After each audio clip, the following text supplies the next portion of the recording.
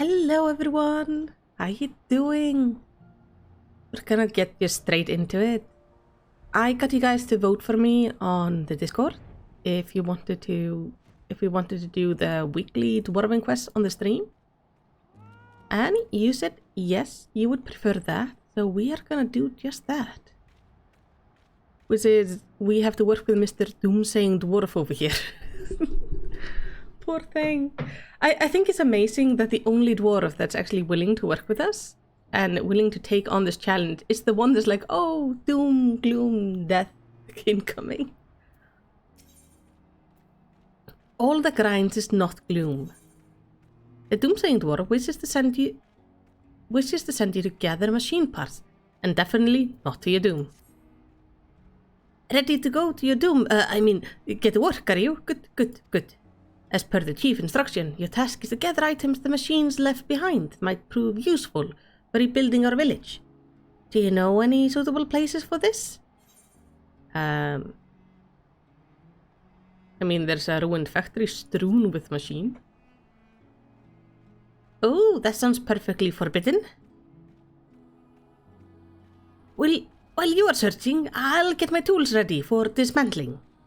I look forward to seeing the spoils of your foray. In-game audio is a little bit quiet, it seems. Let me boost this up a little bit.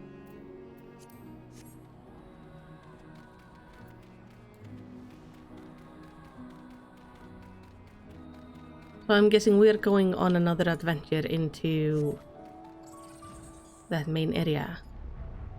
Yeah, obtain salvage in the copied factory. Easy enough. I, by the way, got new hair today. I felt like trying something new, so we're going with twin buns.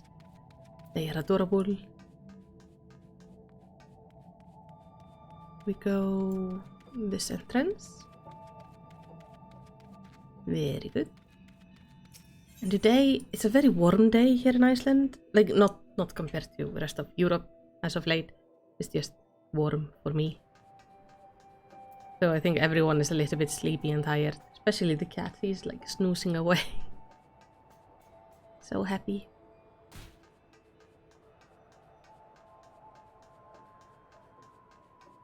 This place is really pretty. It really doesn't fit inside the game though, or it doesn't feel like it fits, but it's pretty. Like what, 18 degrees? That's a good question. How hot is it in Iceland right now?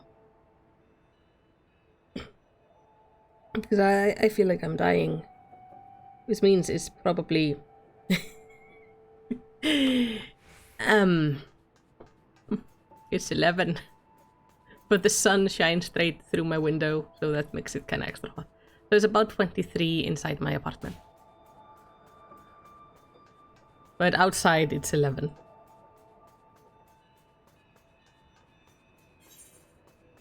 So, like I say, it's the indoors temperature that's the problem. It's the 23 to 24 we're struggling with inside the apartment. I wish I was outside.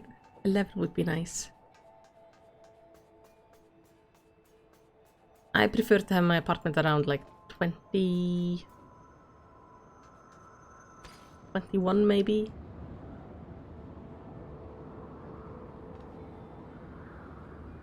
But yeah, it's the thing is, because the sun doesn't set that much here, though it's starting to set more, and most of the day it shines straight through my window, my living room is like an oven. It's just we gather up all the heat. But yeah, this is like nothing compared to the rest of Europe. You guys been like boiling away. I would be dead. I don't do well with heat. Heat is not my favorite thing. Just I prefer the cold because you can at least add on more layers and just hide in bed or something, but when it's hot, it's like it's limited what you can do. Now I need to just get out of here again. It's gonna be faster going the proper way out than going actually back to Tomra to fly over.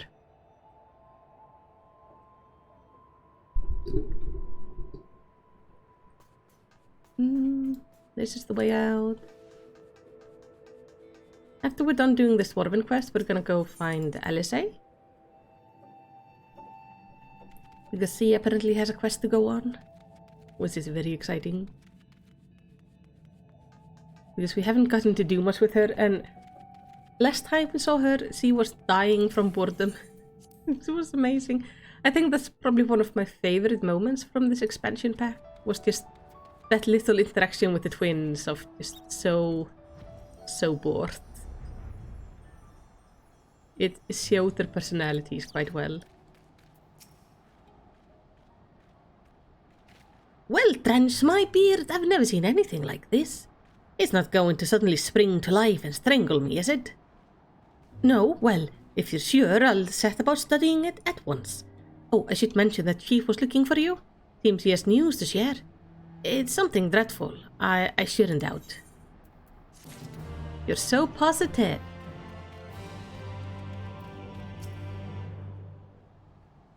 Hey, Mr. Crow. Things are good. Lali, you'll never believe this. Oh, my Felicity, something arrived at the village for you from Connacht. It looks to be some kind of technological what's it? See this golden pattern here? Haven't the faintest how you read it though. Oh, I can probably read it. Well, this portable archive the siblings built should do the trick.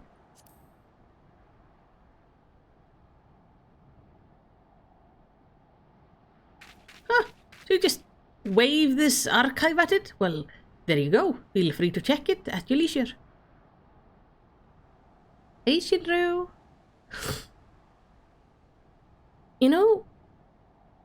You know, might be a Connacht up and left the village, but that's fact that he's still keeping in touch. It gives me hope that he hasn't given up on us yet. So, I'll keep doing what I can. I'll keep working to change this village into a place that Connacht would want to return to. We've got lots of mountains to climb, and it's going to take a lot of time, but bit by bit, with your help, I'm sure we'll get there. Is it morning where you are? It's like 1 in the afternoon here. You obtain a message from Connacht. The message can be viewed in your portable archive, which is available under collections. Oh, nice. We're not gonna get anything more here till next week. Where were the archives? Portrait, currency, armor, chest, amount, minion. Was it collections? Yeah, portable archive. Connacht messages. Message 1. Dear Melicity, I hope this message finds you. I'm going on a journey to learn the secrets of the white spheres for myself. Maybe some of them will be of use to you. I'll keep a record, just in case. Connacht. That's sweet. So we can come again here next Sunday to continue with this quest. In the meantime, let's go find out where LSA jumped to. There apparently was some noise or something. Something that told her like maybe there's something fun happening. So she threw herself off a building to go deal with it.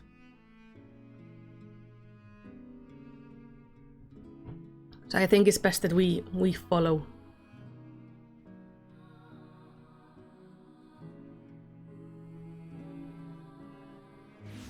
Kitty is so cute. I'm so glad I have the cat cam, because now I can, every time I say the kitty is cute, you can look at the cat and go like, yeah, she's right, the kitty is very cute. She's not just speaking nonsense, she actually has a cute cat. Who am I supposed to talk to? What?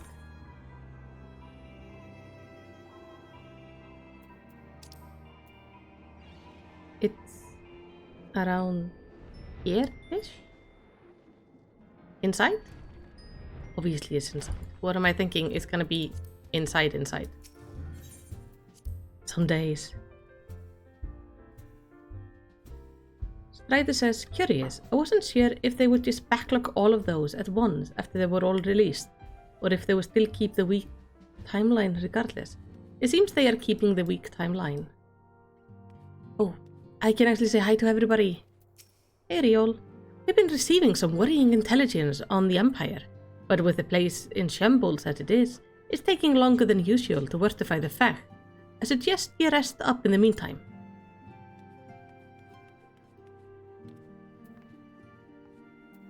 Hey, Alfie. Thanks to your reports, I had known that all was well in the source, but there is no relief like seeing our comrades again with my own eyes. If possible, I should like to thank Astinian in person for the help he lent us while we were away, but it seems he has not been heard from as of late. Such is his way.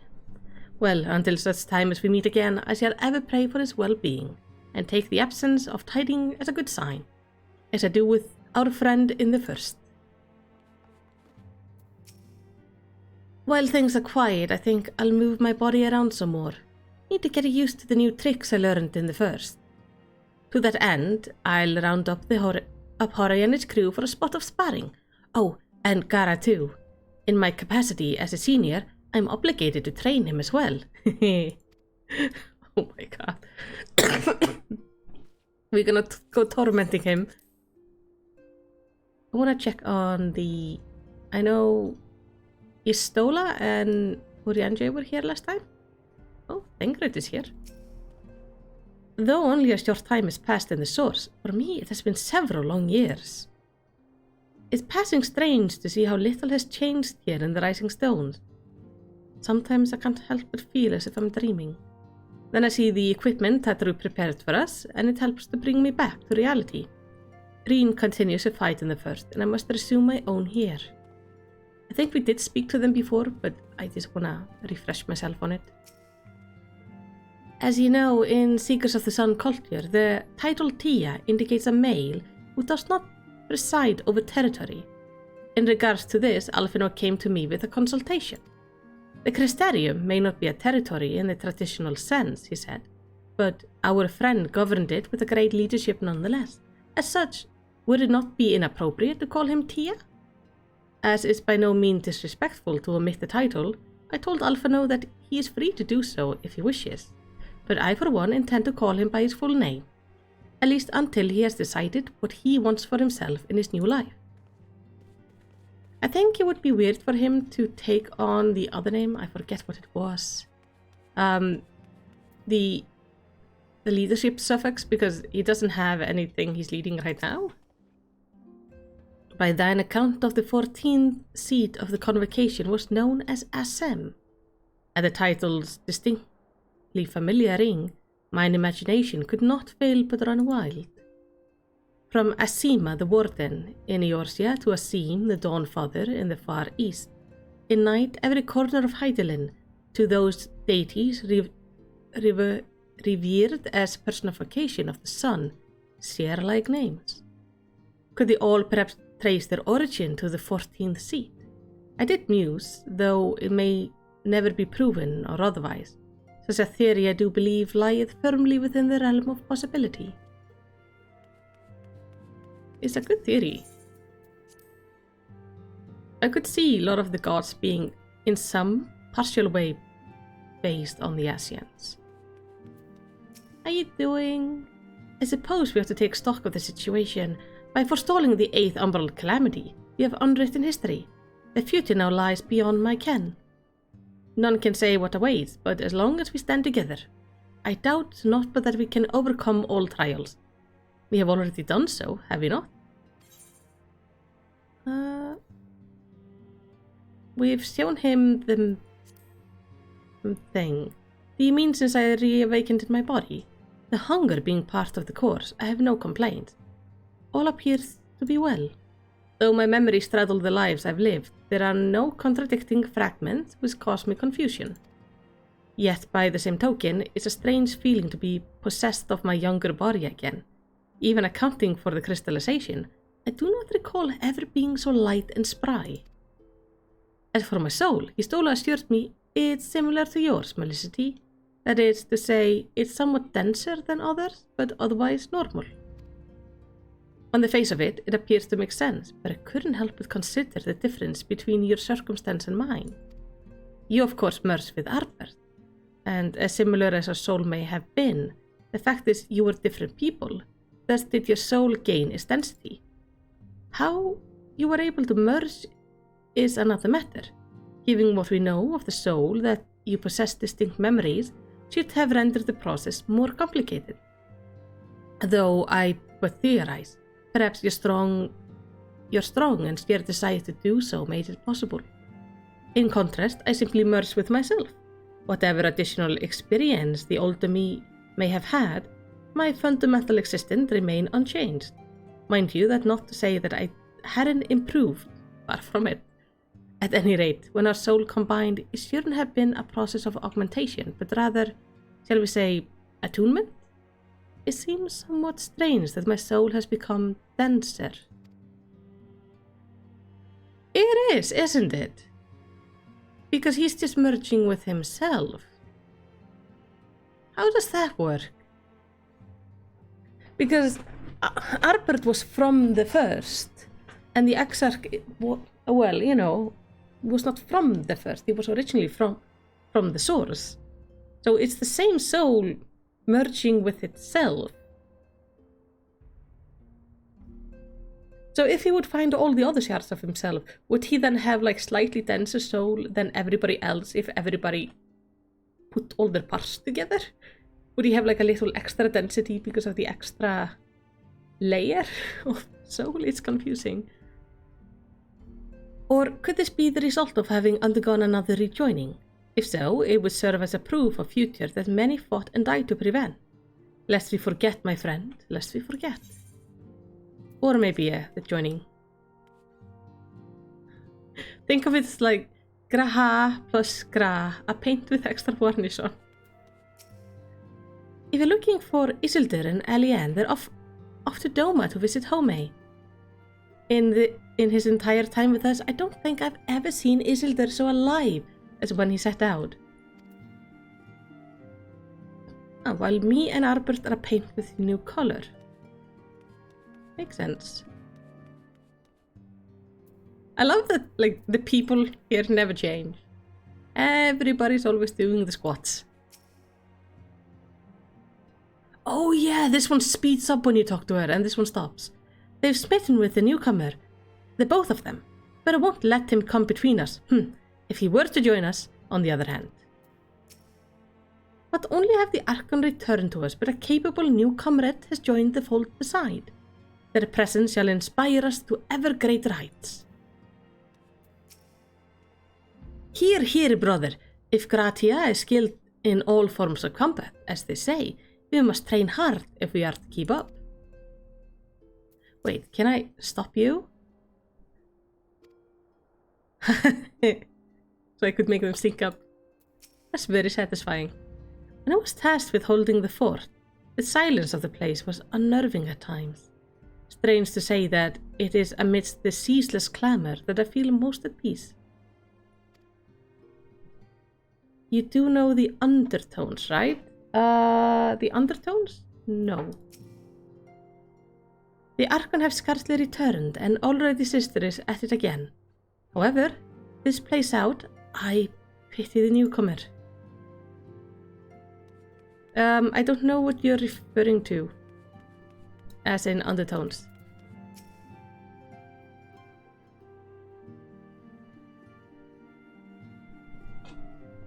Oh! I see what you're meaning.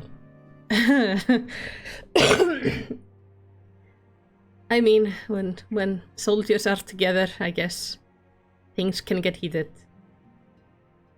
Everyone likes the garment I prepared for them. The time I spent polishing my skills wasn't in vain.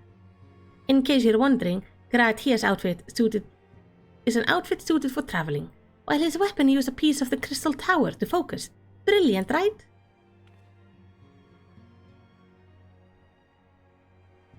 Now I know we probably should go around chipping bits of... now I know we probably shouldn't go around chipping bits of elegant relics. But it was just one little piece. I did not know there was like a whole love story going on over there. But Abe is saying that A&R and the other girl are dating the mage Rogden. So the sister is jealous, and Grahatia is new. That's slightly disturbing. Kryl eyes light up at the sight of you. Oh, greetings, Melicity. Come to look in on our friends. Rest assured, everyone is quite well. I've been keeping a close eye on them and have satisfied myself that they are all in fine health. As a matter of fact, they're just about to convene in Dawn's Respite to discuss how best to use their pent-up energy. Let us join them, shall we? It's all in side text and flavor bubbles now and then. I am so bad at spotting that stuff, apparently.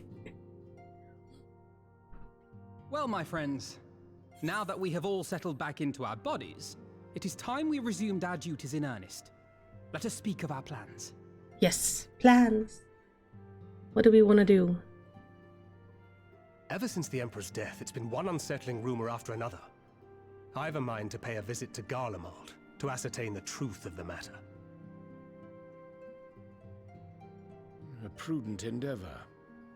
'Tis of the essence that we establish the full extent of the threat, not least if it should prove that Xenos doth indeed orchestrate events from the shadows. In light of which possibility, I shall accompany thee on thy mission. Be assured that thou shalt find me more a help than a hindrance. Thou requirest another to imbue thine ammunition, dost thou not?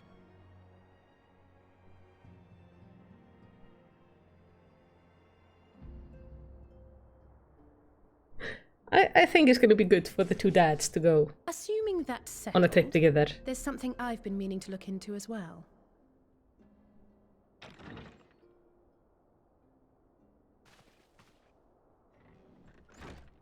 Welcome back, everyone!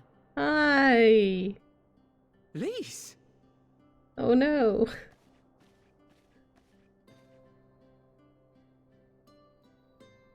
You're fine now, right? No more headaches or keeling over? That's right. We're fighting fit and raring to go.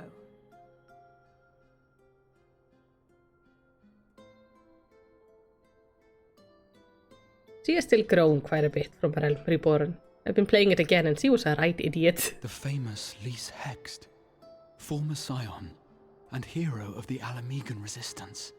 Oh god, are you starstruck by her? I don't believe we've met. Really? It's so easy to assume that all Archons are acquainted. But then I suppose your fields of expertise are rather different. Grahatir, at your service. I have read much and more about your exploits, Commander. It is a pleasure to finally make your acquaintance. Likewise. The others told me all about you. Do not be so sure. Words scarcely do justice to the vital role he played in our victory in the first. A more dependable comrade one would be hard-pressed to find.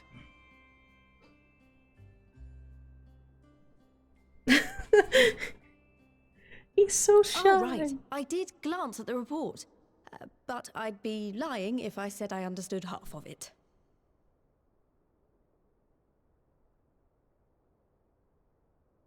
Oh, Alfie's gonna tell her the report, it seems.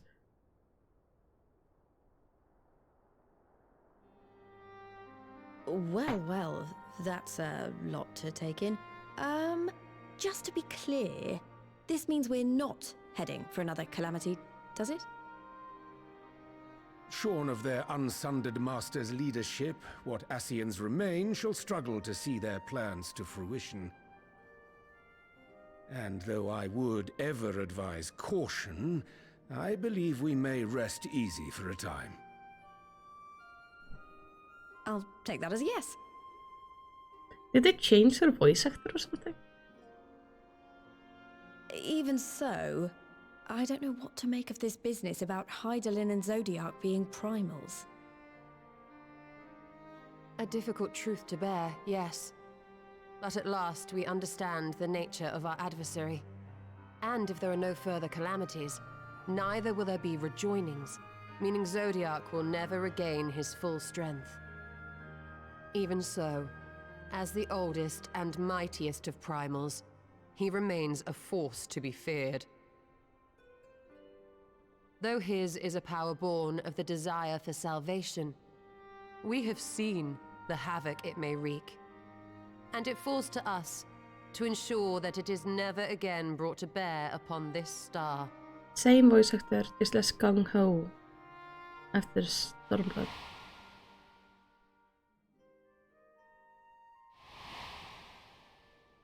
That's nice. I might actually end up liking her if she's But tell us, Lise, like more to reasonable. what do we owe the pleasure of your visit? What do you mean? Isn't seeing my long-lost comrades reason enough? Alright, there was one other matter. I have a message from the Alliance, and before you ask, yes, it's about the Empire. Of course it is. So, after Emperor Varys' assassination, it seems his cousin Nerva made a bid for the throne. The trouble is, he wasn't the only one with designs on it, and it didn't take long for a civil war to break out. And it's not just in the provinces. Early reports say huge swathes of the Imperial capital have been reduced to rubble. The Alliance will soon convene in Alamigo to decide on a course of action, and we were hoping you'd come along. Well, as it happens, Urianger and I were just this moment planning a little trip to Garlemald, and we should be grateful for any advice the Alliance can provide on how best to make the most of our visit.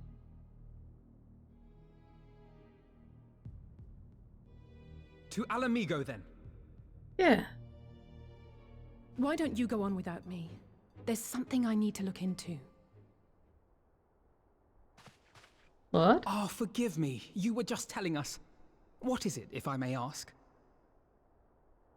I want to find a way to cure the Tempered. Of course. You think it may be possible to adapt the treatment you used to help those corrupted by the Sin Eaters? That would be really interesting.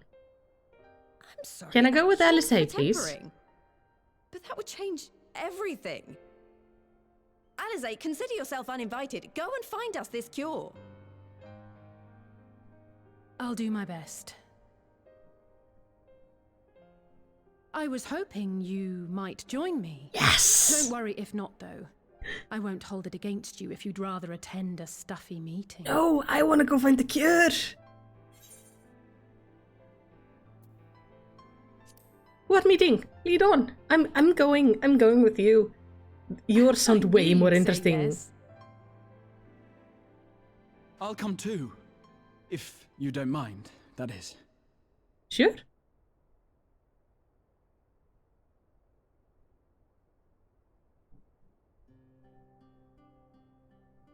Mind? I'm sure they would be glad of your company. Pray, enjoy your time together with your hero. Don't tease him. No. That's not... I mean, I simply thought my knowledge might be of some use.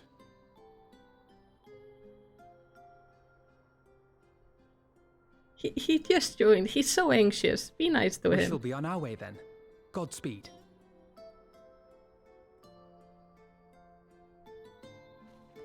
I think it's gonna be good for him to just be with us in LSA for a bit. Maybe it should calm him down.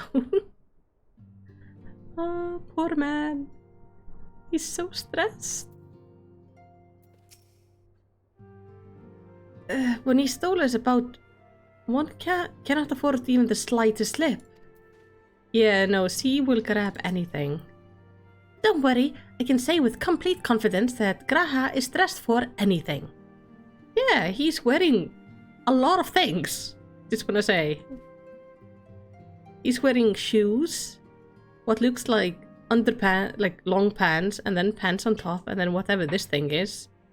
And then a shirt, and a belt, and a half vest shirt, another vest, and then a scarf, a metal plate on his shoulder, just one of his shoulders, some jewelry, random belt, And gloves. Oh, and a necklace. He is gonna, like, put him in strip poker, he's gonna beat anybody. Not because he's gonna be good at poker, just because he's never gonna run out of clothes to take off. The man is very thoroughly dressed.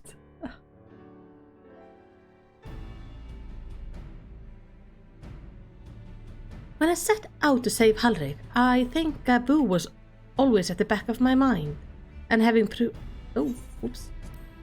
similar to those corrupted by the Sin Eaters, the ether of Gabu's soul has been rendered stagnant. And though the root cause is different, perhaps the solution is the same? It's by no means an unreasonable hypothesis, Alice, and it warrants full investigation. If there's even a chance we can save Gabu, we have to try, but however much I would like to race over to Limsa and set to work, there's no room for recklessness, not when a child's life is at stake. So, I'm sure Beck Luke would remind us, we still know little and less about the soul. Any number of things could go wrong if we don't exercise due caution. And so, before attempting anything, we should learn all we possibly can about tempering. There's just one problem. Research into the condition has long since ground to a halt, and the combined work of the many scholars involved doesn't exactly amount to a wealth of knowledge. Not of the modern scholars, perhaps, but what of their ancient counterpart? I know the Elegans took more than passing interest in the subject. And if what we seek is to be found anywhere, it would surely be at the Etherochemical Research Facility. Oh, we're going up to Asla, where they experimented on primals and their worshippers, yes. Good thinking. I never actually been there myself, but I did read the report on Asla, which means we'll be needing an airship. An airship, you say? Meet me at the northern bank of Silvertear Lake. I've got a little surprise for you. Oh, and come prepared to travel. Do we have our own airship now?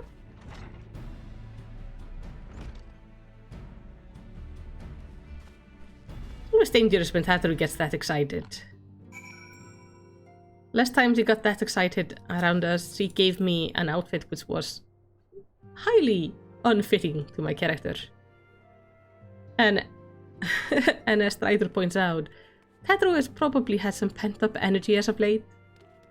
It makes me think, yes, maybe she was crafting clothes and she just ended up with too much, so she ended up throwing it all on our poor new comrade. Ooh, that shirt actually does look really nice. I'm gonna have to make myself an outfit. Abe just gifted me this cape thing. It looks really nice. Now, we, I believe, have our own airship. That has to be it. Didn't we get it confirmed earlier? We did go down here for something.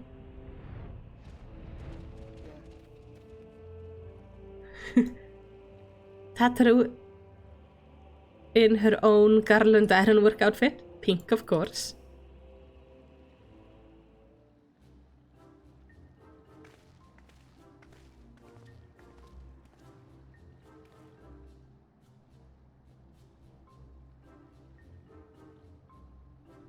The airship is pink. Nice. I give you the Bonanza, the Science's very own airship. I built her as a company project with help from our friends at the Rising Stones, and named her for luck and prosperity. You built her. Tataru, this is amazing. We'll be able to fly just about anywhere we want. Our garments were impressive enough, but to build an entire airship? I see the annals did not exaggerate the many talents of the Science fabled coinkeeper. I also introduced myself as your pilot, except the training didn't go quite as well as I hoped. But that's alright, because we've hired this capable fellow here instead. Hello. Yeah, Tetra is definitely in an FC with a workshop. The Bonanza is equipped with a full complement of mana cutters. By the way, feel free to use them to get around As's Lair. But enough talk, it's time to fly. All aboard!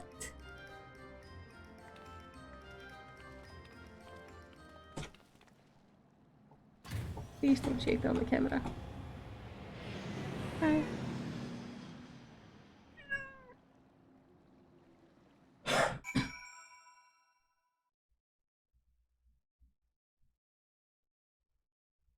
Oh, it's funny, you can't see her. This thing here, this little bump, that's the cat. He's under the bed. Did I ever mention that I was fond of flying? Because I am.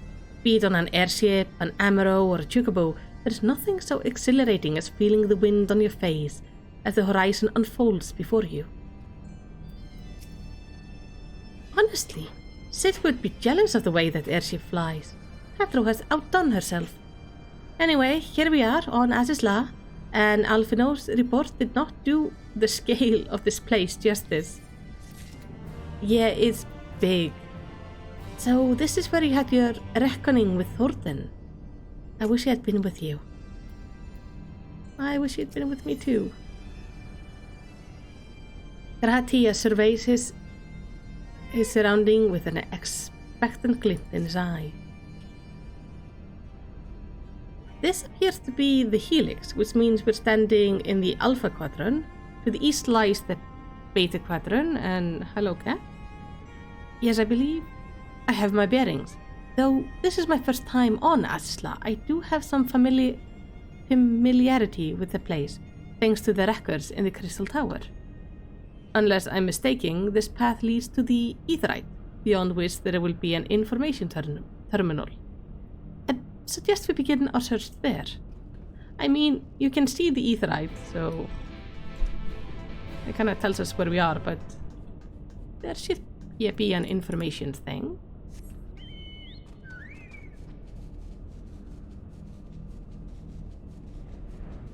Always gonna need that they have like the red stuff in there, right?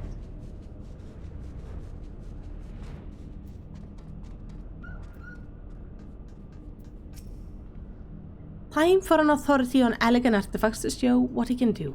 Yes. And there is the terminal. A moment while I search the archive for references to tempering. Hi. You okay?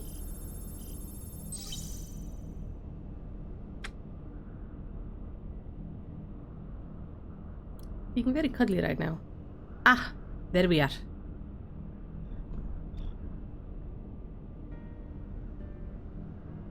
Iconic corruption, an overview. That sounds promising. Indeed, let us see what this report has to say. Okay, I need you to go over there, Bonnie. Wait. No? Confounded. The content appears to have been deleted. What? No! Isn't there something you can do? And not from here, I'm afraid, but it may be that another copy of the report exists elsewhere. The question is where to look. It says here the report was written by someone named Owen. Is it likely that he kept a copy? I would say it's a distinct possibility. Assuming he was a researcher here, he will have had the quarter on the Hapisphere. We can ascertain the detail at Hapisphere Control. Okay, so we're gonna find where he lived. Let us return to the Bonanza and avail ourselves of the men-cutters. We will need them to reach our destination. I forgot you already have a suitable means of transport, don't you? No need to waste time accompanying us back to the ship then. We'll see you at the Hapisphere. Yeah, I have plenty of mounts of my own. Maybe a small amount would be nice. Yes. Okay, we're going with this one. Because every time is a good time for this mount. Where is the Hapisphere anyway? It's over there. Like way off. Let's go up. Asisla is so ridiculously big.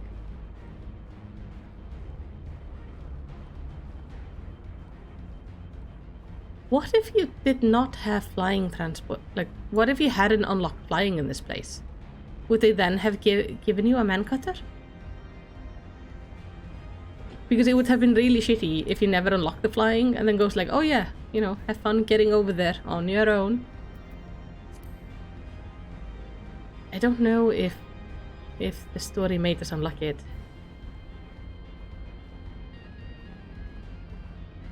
Big lore incoming, so best focus flying in Asisla is via main story quest.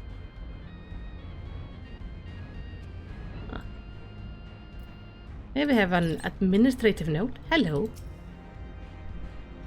Welcome to Hemisphere Control. How may I assist you?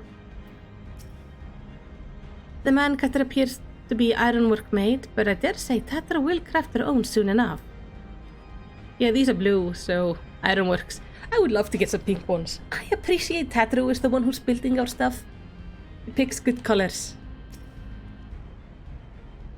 If the late Owen did indeed have a chamber here, this note will be able to tell us his number.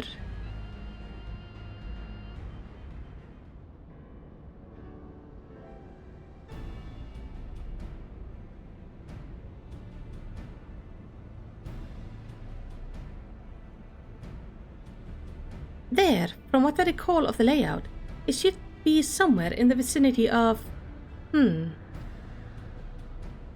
Warning, an evacuation order is presently in effect. Entry to the Hemisphere is not permitted at this time.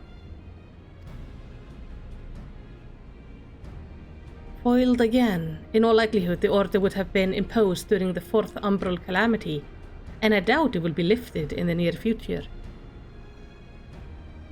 Energy level critical, returning to base for recharging. Should we follow it? Well, surely there must be some other way to gain access. Force, for example?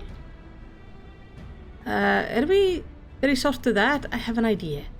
Were we to send a surge of energy through yonder control mechanism, it should prompt the system to restart, releasing the lock. As for a suitable energy source, a concentrated lightning charge might suffice. Happily, I seem to recall that they are known to form at points of stagnant ether throughout the continent. You seem to recall? Are you honestly telling me that that was in the records too? I am. A report sent to the capital mentioned the lightning aspected ether, who was prone to pooling on the continent, resulting in surges that interfered with the equipment. A minor detail, I grant you, but in my role as caretaker of the Crystal Tower, there was no such thing as too much elegant knowledge. Besides, my studies helped me feel connected to the source, to home. I must have explored this facility 1,000 times in my mind, but to finally stand here with the two of you is more exhilarating than I can well express. Aww. Now then, the lightning shard, if I may. I suggest we split up and search the beta quadrant. Oh, but be aware of sprites. They are wont to manifest where the ether is stagnant. Now you're just showing off. This makes me think we should make a contest of this. The first to return here with a shard wins. What do you say? Fine, I'm gonna be first. Very well. It would be my honor to come third. I am glad he understands his limits when it comes to, you know, actual physical work.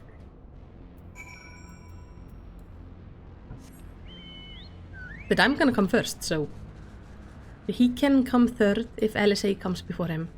Because I would not be surprised if LSA beats him. But he's not gonna beat me. That's not gonna happen. This one looks really pink and fleshy for some reason.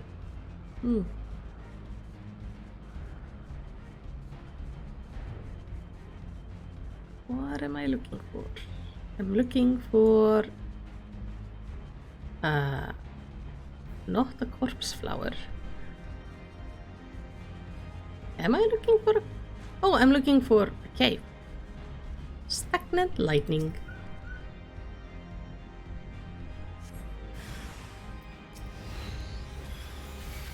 Nice to see you lot too. I'll show you my amazingly pretty spells. I also should invite Katla to join me. Katla, help me fight these things, please. And thank you.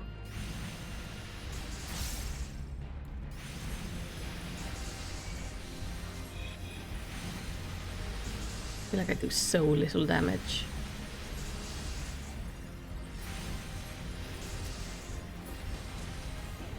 There we go. Oh, take the crystal, take the crystal. Don't fly back without the crystal. Doesn't count if you don't take it with you. Cinematic. Bravo! That was quite a show, adventurer. Why, the spectacle proved so enthralling that all thoughts of the prize slipped my mind. I appear to have forfeited our little race. Congratulations, the lightning shard is yours.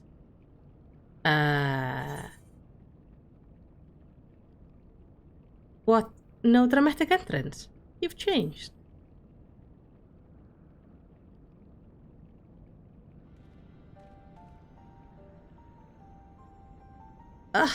You remember that. In my defense, I was caught up in the moment.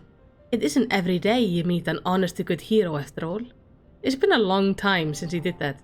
He did this whole thing when we were first doing the Crystal Tower quest, when we were looking for the crystals. He was kind of off in the distance, just calling to us.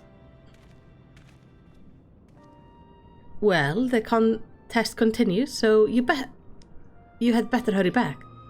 But one last thing.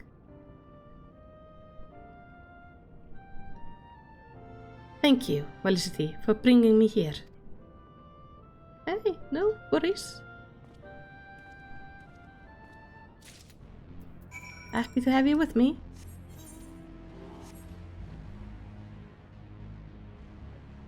Yeah, that takes me back. It's been so long since we were working on the Crystal Tower. Things were so simple back then. The lore was so simple. Like, everything made so much more sense.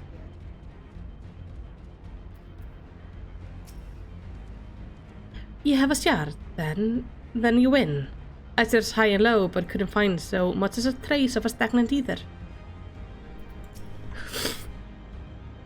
It appears Alice had no luck, so victory is yours. Congratulations. Now then, may I have the shard? Sure.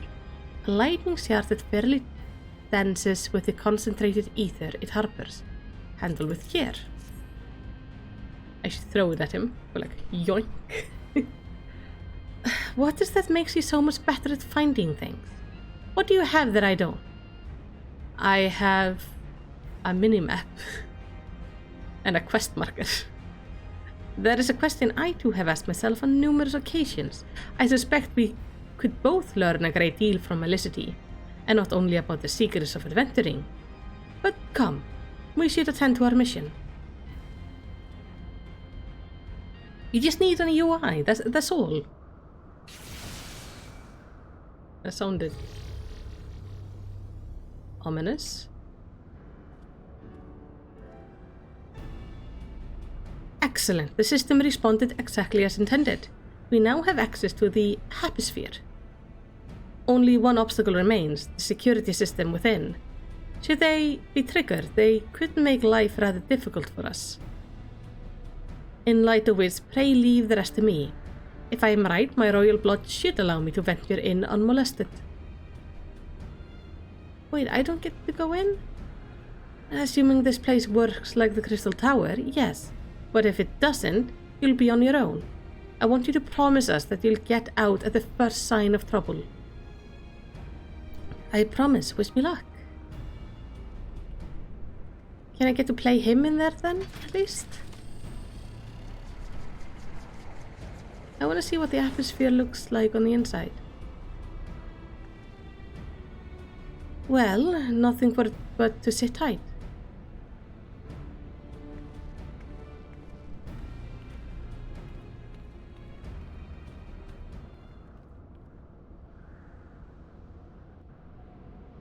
Come on, please let me play him. I want to see what's inside. This doesn't bode well.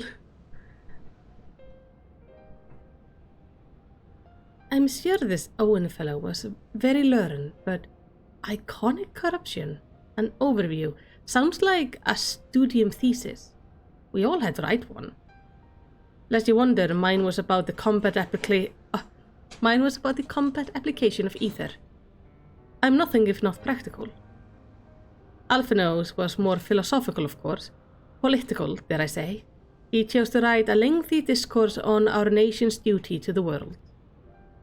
A controversial subject, to say the least. He asserted that Sharlayan knowledge should rightly be used to protect all life on the star, in direct opposition to the country's cherished policy of non-intervention. Being a leading member of the Forum, our father was not happy. At the time, of course, Alphino was utterly convinced of his views and would carefully argue to the death with anyone who saw things differently. By which I mean, the rows were long. To be fair to him, though, he's since learned to be a little more open-minded. But deep down, he still holds fast to that one belief, and I admire him for it.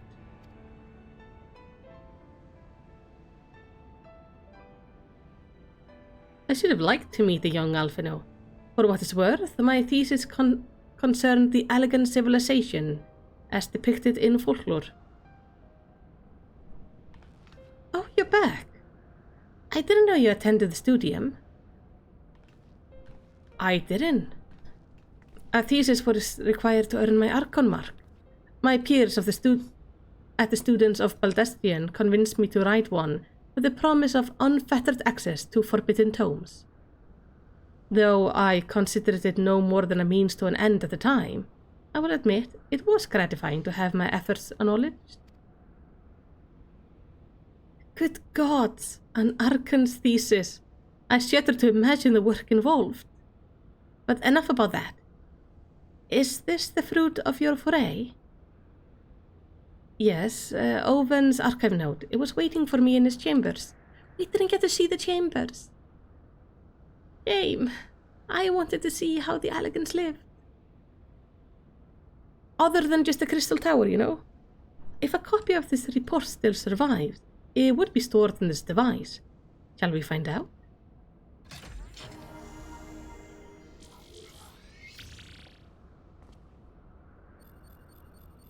Initializing, scanning for registered user. User not found. Proceed as guest. Please complete biometric authentication. Please complete biometric authentication. Okay. That's gonna have to be you, buddy. Verifying. Authentication complete. Guest identified as member of the royal family. I am your most humble service, Your Highness. And it never ceases to amuse me. It's a pity, but the effect will not last forever. Doka and Une said as much when they granted me this gift, but until such time as it fades, I shall use it gratefully. Search for archive for iconic corruption. Searching. One item found. Iconic corruption. An overview. The report is locked by the author. Please state password. Well, go on then, Your Highness. Tell the nice note the password.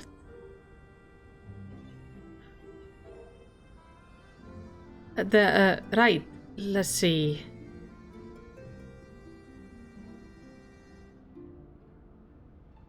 Glory be to Allah.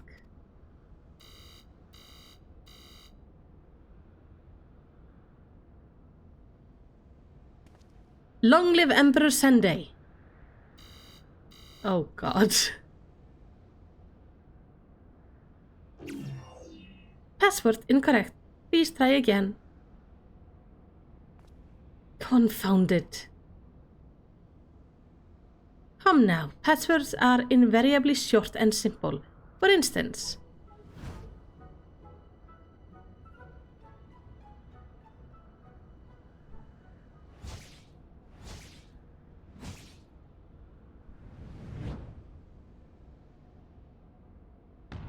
password.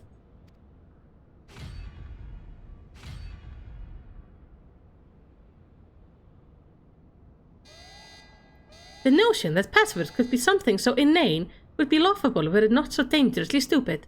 Furthermore, your conduct in the presence of His Highness is grossly inappropriate. Know your place, handmaiden.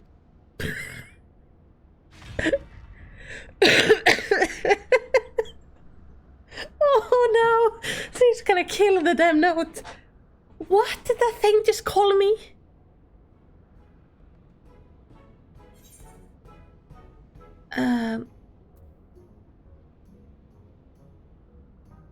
Courage.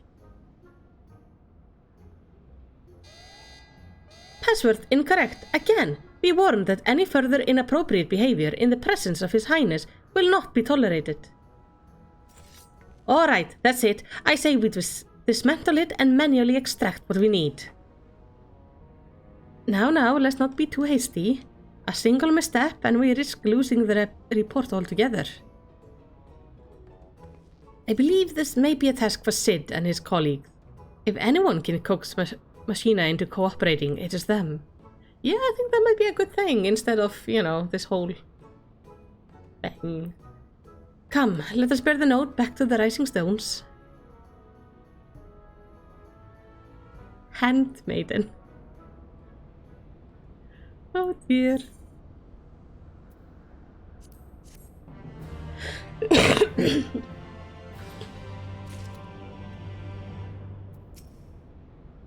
Fine, let's say try his hands first, but if that doesn't work, we're doing it my way.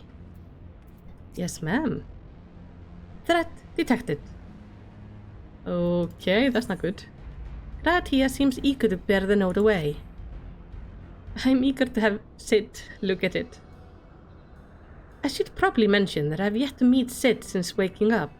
Ambrose did send word to the Ironworks, but it appears our friend has been afield on urgent business. Nevertheless, I assure you my proposal to seek his help is no pretext. However, much as I might look forward to seeing him again, him and everyone, but come, let us be on our way. Yes. Let's go find Sid. If C is handmaiden, what am I then? Look at him, all but running. How sweet. Still, it wouldn't do to keep him waiting, shall we? Why did the waiting there have a comma in it? Or do I have just a speck on my screen? Well, back to the Rising Stone.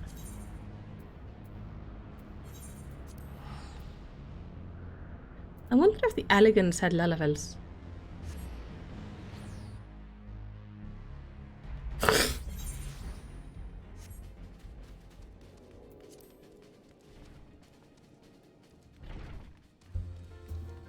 Up to the Rising Stone.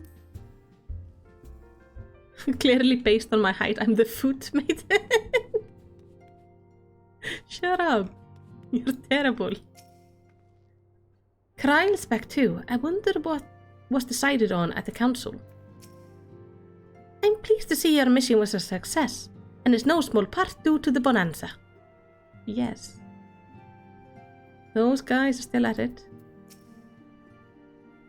I take it you have news to share? So do I.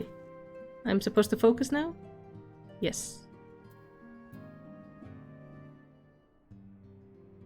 It was supposed to be focus, I think.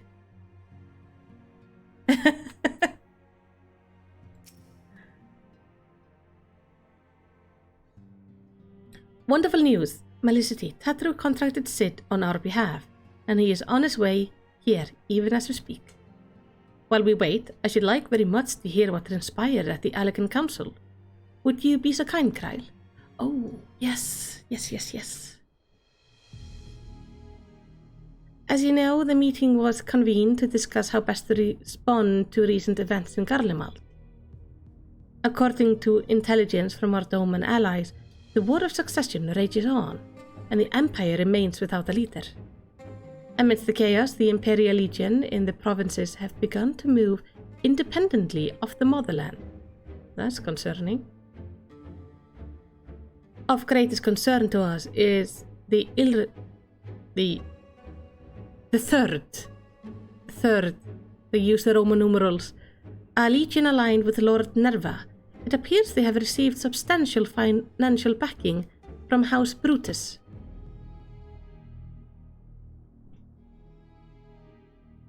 Brutus?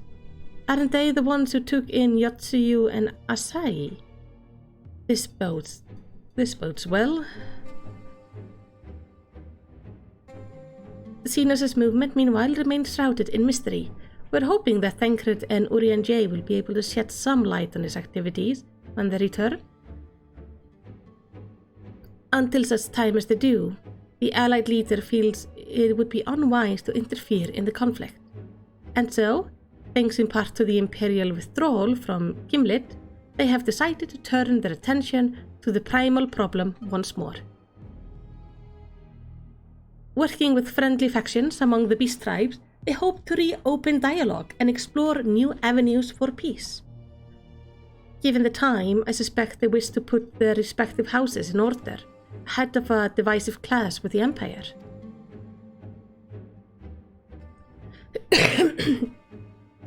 Whatever their intent, this is not a problem easily solved. The Lominsian, in particular, struggle in their effort, and Alfino and Yustola have been called upon to aid them. So long as we're dealing with the tempered, I'm afraid no amount of dialogue will avail us. But if we can develop a treatment for tempering, then anything is possible. Which is why we must succeed. Yeah. And on that cheery note, why not make yourself comfortable in the Dawn's respite? I'll show Sid in as soon as he arrives.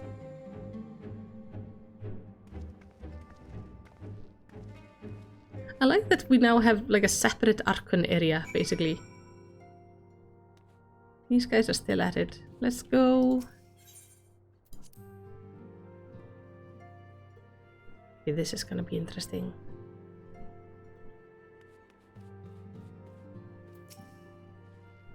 As important as Gabu is to me, I know only too well how much more is at stake here. A cure could change the whole world. Sid at long last. Warning, His Highness is exhibiting elevated blood pressure. He's excited. And that's all, he's just excited.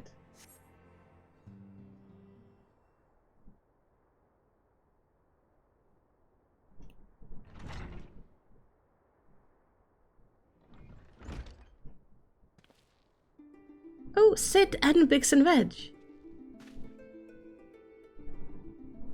Sid.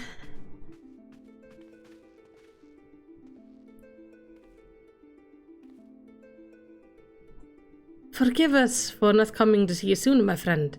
As you may have heard, we've had our hands full. In our defense, you're up rather early. I was under the impression you'd be slumbering a while longer. Oh, I wouldn't have been had you not fulfilled your promise. I still struggle with that idea. From where I stand, the secret of traversing time and space seems exactly as unfathomable as they ever did. But if another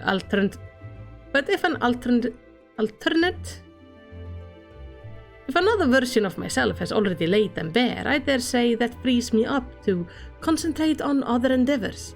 Speaking of which, you wanted my help with something? What is it? Oh, that's so cute emote, Mr. Crow. I see like an adorable bunny. Like music bunny, that's cute. Well, a treatment for tempering. And for the next step, you need to find the password to this elegant report. Just so, with nary a clue to guide us. You could be here forever and still not guess correctly, and thus we turn to you. Well, I love to say that we could help you, so I will. Once suitably configured, the Magitech terminal should make short work of identifying the password. I knew I could rely on you. Now, anticipating that it might be of use, I took the liberty of borrowing a tombstone from Rambrose. It contains an elegant dictionary. Oh, that's actually very clever. That's probably gonna help. Good thinking. I'll transfer the information to a terminal and set it to work right away.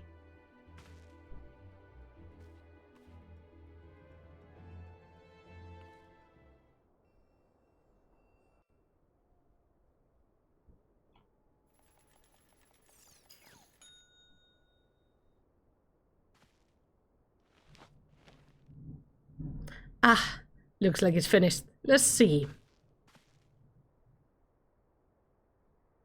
Freedom. The password is freedom. Huh. Short and simple, just as I said. Would you care to do the honors, Your Highness? I would, my lady.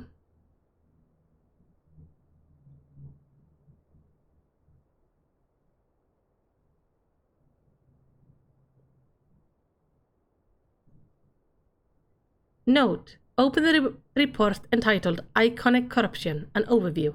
Password, freedom. Okay. Sorry, my voice is a bit rusty today. Opening report. Huh.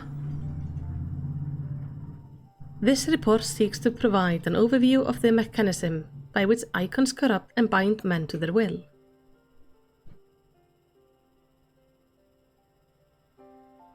The phenomenon we call corruption refers to an alteration of the ether of the soul.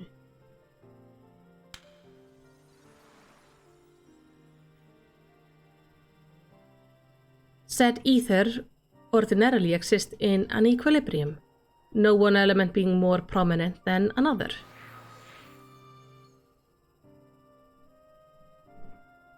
But when a subject is exposed to the ether of an icon, this changes, their soul taking on the properties of the entity in question. Oh, so like, I don't know which icon that is supposed to be. By the way of an example, exposure to the ether of the fiend, Sephiroth, would cause the subject ether to become aligned with the element of earth. Oh yeah, the Sephiroth. So Ifrit would make them aligned with fire. As a consequence, the subject would attain heightened affinity with earth-aspected magic, as well as preternatural level of endurance. Repeated exposure would further enhance the trait, ultimately altering the subject's very flesh. Oh!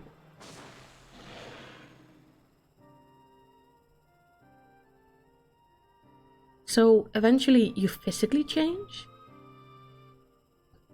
The changes undergone by the subject are not solely attributed to elemental alignment, however. Further testing has determined that the subject's soul becomes umbrally charged or stagnant during the process. So they become like the Sin Eaters. This stagnation of the soul has the effect of dilating the sense of self, rendering the subject vulnerable to the will of the icon, the thought of whom came to consume their entire existence. In this manner, do the corrupted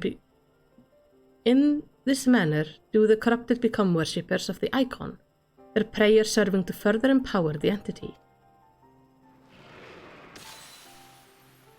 Having discerned the mechanism of icon corruption, my colleagues and I set out to develop a material capable of shielding one from its effect, an endeavor in which we were successful,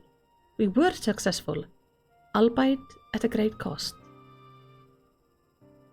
In the course of testing, many of my assistants good men and women all fell victims to corruption, and in accordance with protocol, they were summarily put to death.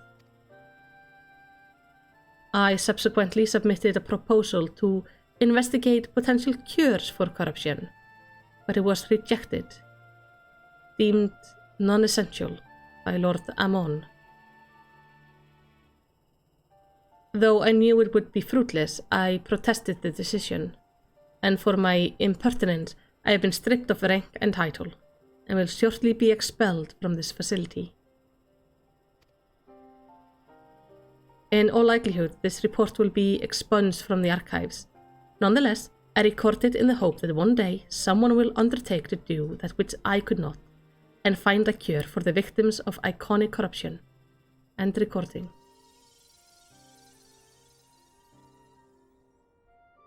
So going against the grain in Alag was not good.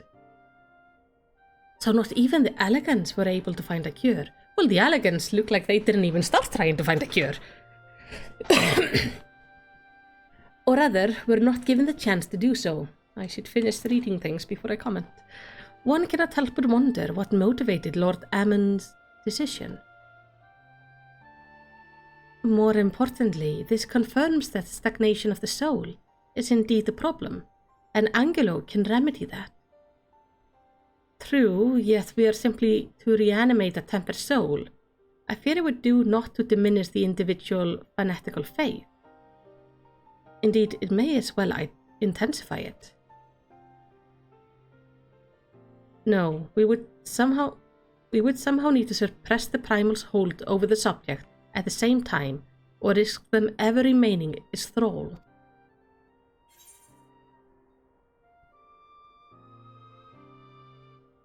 If you could only make them remember who they were.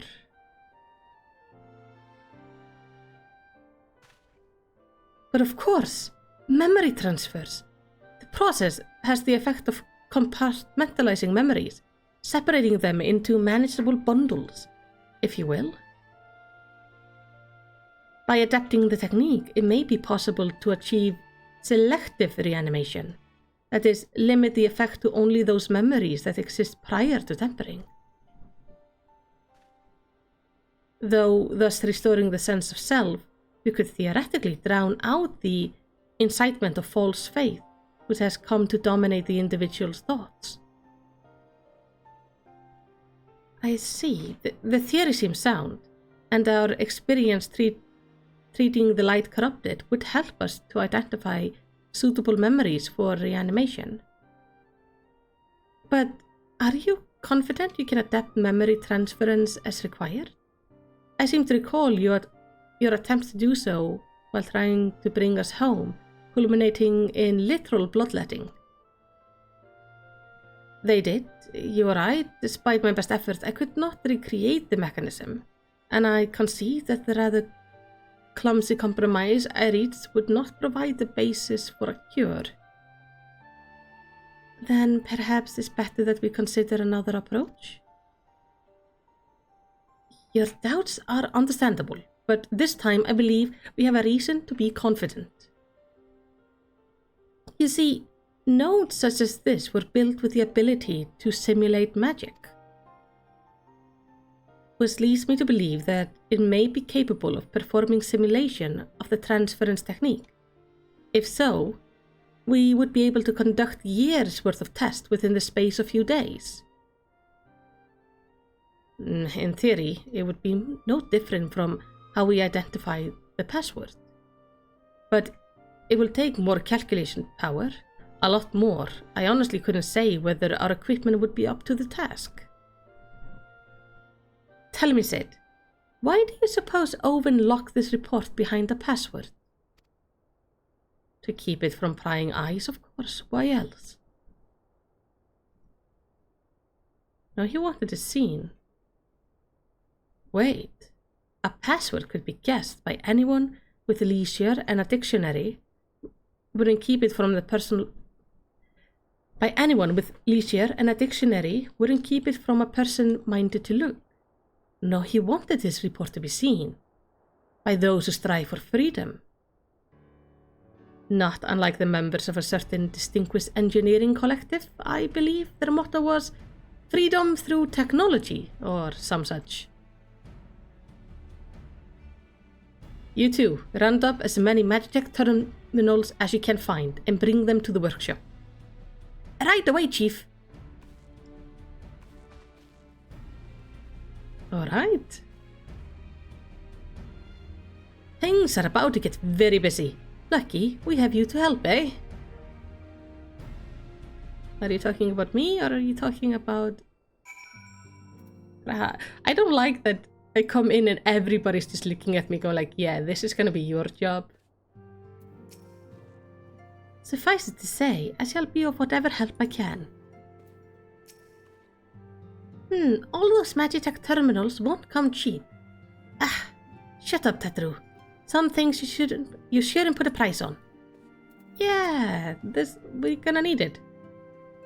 We're getting there, Melicity, one step at a time. As with your first foray into the labyrinth of the ancient, we seek to venture into the unknown, and in order to succeed, we require not only knowledge and preparation, but daring besides. Just like old times. Yeah. Right, while Grady and I configure the terminals, I want the rest of you to procure supplies. Namely, ceruleum to fuel the terminal and ice shards to keep them cool. The more we have of both, the better. Leave the ice shards to me, I'll round up some adventurers and go on a gathering spree. Okay. In that case, I trust Melicity and Alice with the ceruleum. Here's a promissory note for each of you. Yay!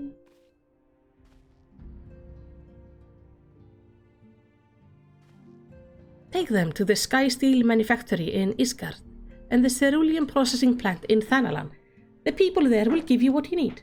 Okay, so we just have to hand them over. Yours is a well-known face in the Holy See, I believe. If it's all the same to you, I'll head to Thanalan. Yeah, I think that's a good idea. You didn't come with us to Isgard. I guess we're gonna go to the Machinist Guild in Isgard. It's the only place I can think of that would hold ceruleum.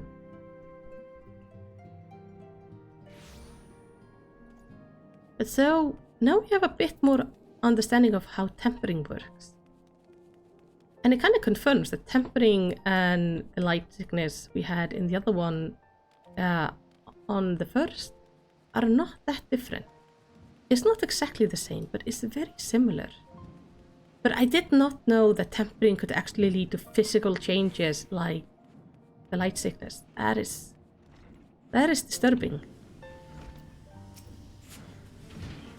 You stand in the Sky Steel Manufactory. What is it you require? Issued by Garland Ironwork, this promissory note is intended for the purchase of the quantity of ceruleum specified thereupon. Give me ceruleum, please. I need it. So, you are after ceruleum. In that case, please present the note to our engineer at the airship landing. He shall be glad to assist you. Up to the airship landing then. Which is upstairs. I'd like to stay in Isgard for as short time as possible before I freeze my bum off. Because it's a very cool place.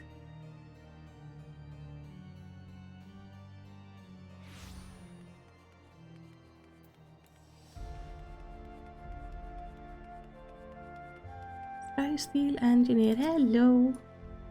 Ceruleum, you've come to the right man. Fair warning though, the price has shot up on account of uncertainty with the Empire. So I hope you've got the coin. I got the promissory note.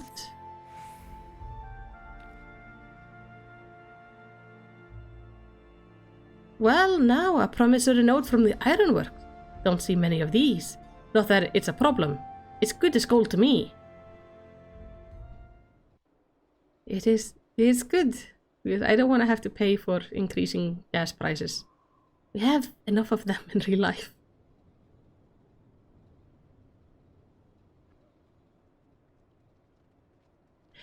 Emric! Hi! My friend! After the disappointment of not seeing you in Alamigo, what good fortune to chance upon you here of all places. I'm so glad to see them. As you may have heard, the Allied nations are making a renewed effort to address the primal problem. I'm trying to cure it. To that end, have I invited the chieftain of the Vanu to Ishgard, that we might together plot a course.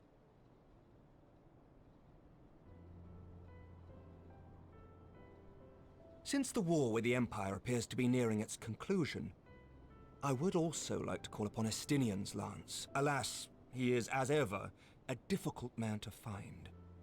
You were facing the same problem with him. I am informed he recently paid a visit to the Rising Stones. Should he happen to do so again, be sure to pass on my regards, won't you? Will do. But tell me, what business brings you to our fair city this day? Ceruleum to cure the tempered. It's pretty neat. A cure for tempering. You never cease to amaze me. Until now, our only hope has been prevention, our every failure irrevocable. But this would rewrite the rules of engagement. It could end the cycle of bloodshed. Right? I like that he's equally excited. Very Like, this well. is so good. You shall have all the ceruleum we can provide, and an airship with which to transport it. Thank you.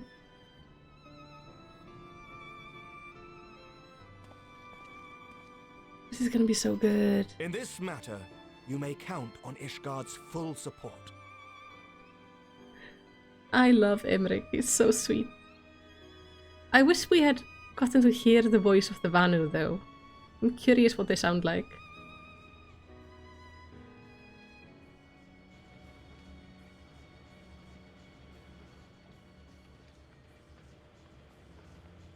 That's a lot of battles. Hi. Thank you. We'll try to cure everybody soon.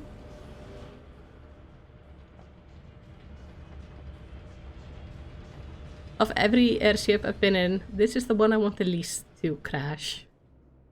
As we're just flying with bombs right now.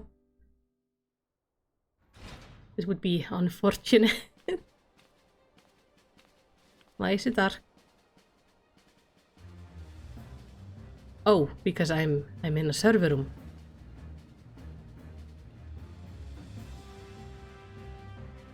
Nice. Thank you.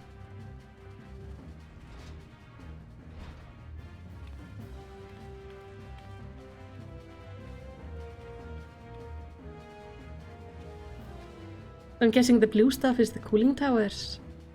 Like, cool down the whole system.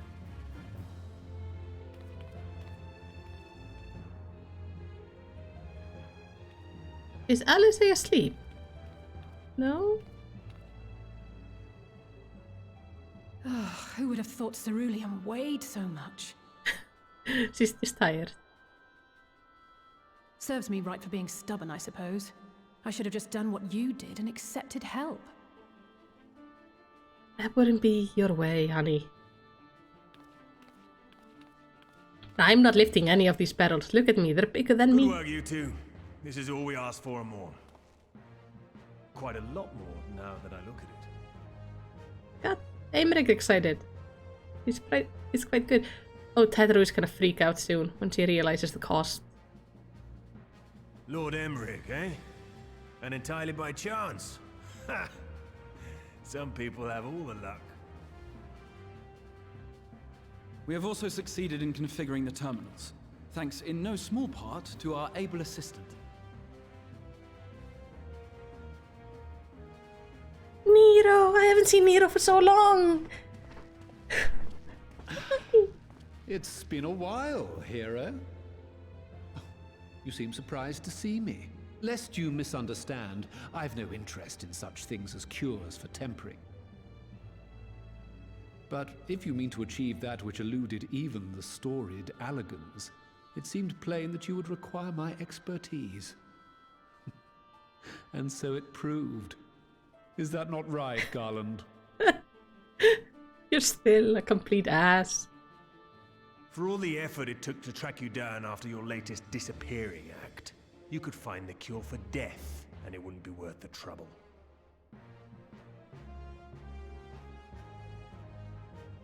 So Nero is still doing that. That wasn't the only reason I agreed to cooperate. I'm reliably informed that Garland and I are destined to unravel the secrets of travel not only across dimensions, but through time. Doubtless the lion's share of the credit lies with me. 9 parts to Garland's 1. And this research will be a stepping stone to that illustrious achievement. Very well then. I'll do 1/10 of the work. Just the part that's beyond you. Whatever you say, Garland. If we could get those two to actually like one another, they would Right. solve every If problem in the everyone's ready, world. let's begin. But it would be too dangerous. They would end up taking over the world. So we need to keep them as enemies. It keeps the balance. Ooh. That is pretty.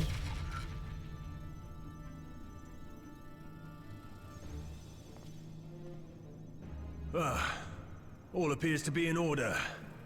Now, we just have to wait for it to find us our magic. Why not take this opportunity to put your feet up?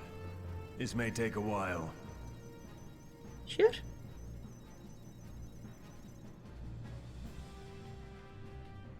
Why can I not go say hi to Nero?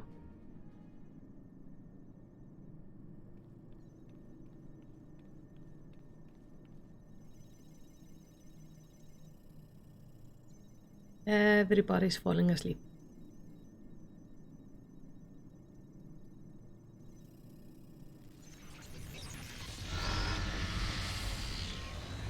Oh, that's not good. Damn it. It's overloading. Can we cool it? Chief! She won't last much longer! Okay, turn it off, maybe? We'll have to shut it down. Wait! We're close! So very close! Oh.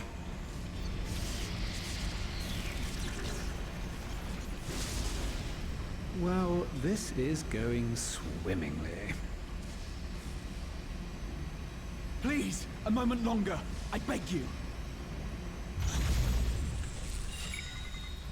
There!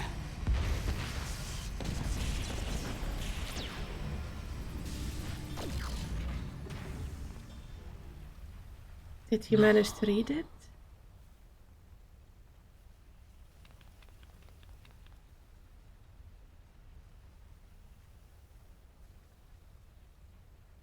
I was able to memorize the magic before it faded. It still needs to be put to the proof, but I believe we have our cure. Awesome! Now we just need to find somebody who's tempered. I recommend stealing one of the sylphs. It's just as well. She'll never run again. Oh, Wedge. I'm sorry. The fault is mine. I'm sorry. Don't be. It may fall short of dimension hopping, but a cure for tempering is not to be sniffed at. This, my friend, is a world-changing discovery. One we're proud to have had a hand in. A few Magitech terminals are a pittance to pay. Can they be fixed? Thank you. Because there's nobody who's making new of them, I think. Well, we've done what we can. The rest is up to you.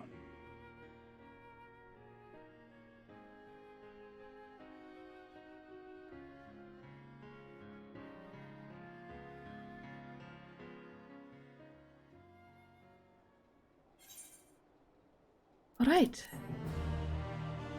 So, can we test it out? Because yeah, I think going with one of the sylphs would probably be a good idea because they're generally quite friendly. even the tempered ones. Alas, the Ironwork crew couldn't linger long. Far too much to do. Yet the brief thought our time together it was bloody good to see them. So we finally have it, the cure for tempering. All that remains is to put it to use. I shall be praying for your success on the front lines. In the end, we didn't have to pay for the terminals, which is great for us, but I can't help but feel for my counterparts in the ironwork. Yeah, that's gonna be expensive. At long last, we have our cure. In theory, at any rate. We cannot be certain until such time as we put it to the proof. But I'm quite confident. Well, if we are to test it on someone, then I suggest Gabu. Gabu is obviously going to be the best test subject, of course. His symptoms are relatively mild.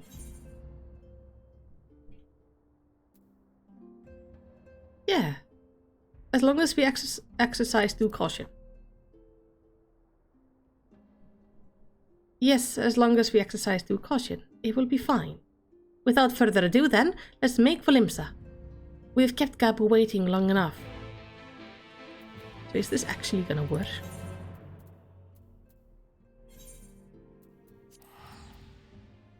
That would be so nice. Oh, by the way, I'm also working on a fishing quest from hell. I got it a few days ago, and I've resorted to finding a guide which basically told me I'm gonna slowly lose my sanity. I need to get 8 fishes. I've gotten 2, who are apparently the easier ones. So if I become slightly more unhinged over the course of the next weeks, you all know why. You can blame the fishing.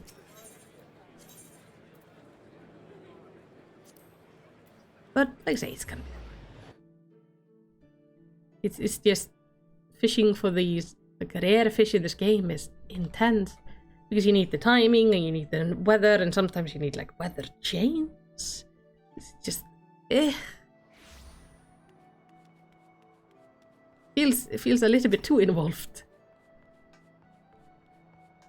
Yeah, this one's called Feast of Famine.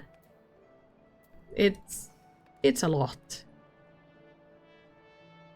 It's plain Alice is very fond of Gabu, to the extent that I have a hand in it. I shall do all my power to bring him back. Well, this is the moment of truth. I'll have our host bring Gabu to us at once.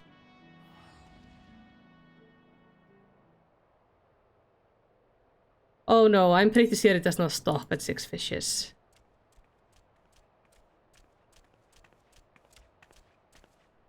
Apologies for the wait. Oh, it's actually voice acted. Hey, Gabu.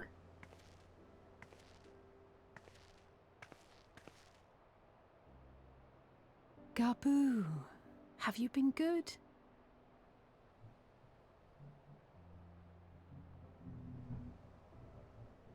Still no change, I'm afraid.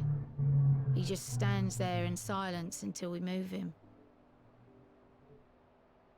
It's all right now. We're going to help you get better.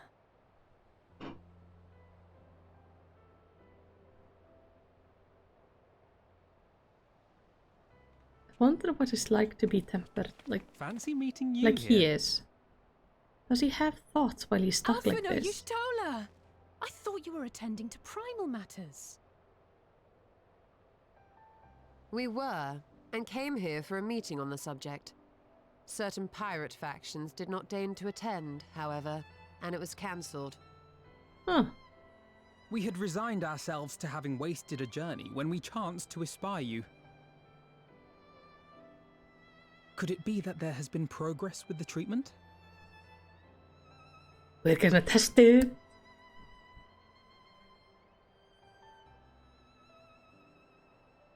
I hope it works.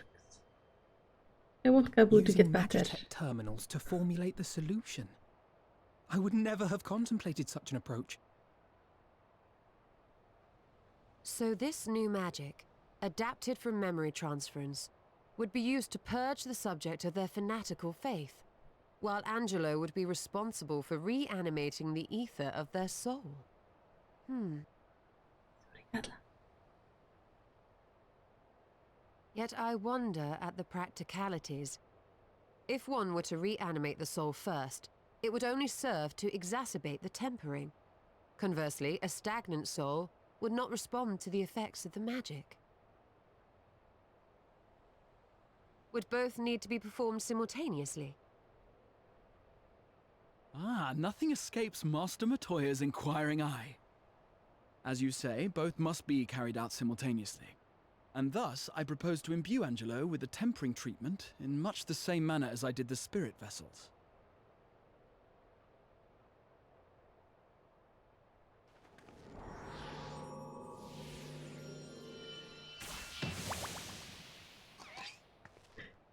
I love that she's now summoning up something that does not By exist. doing so, we also spare Graha On the the trouble source. of casting spell after spell.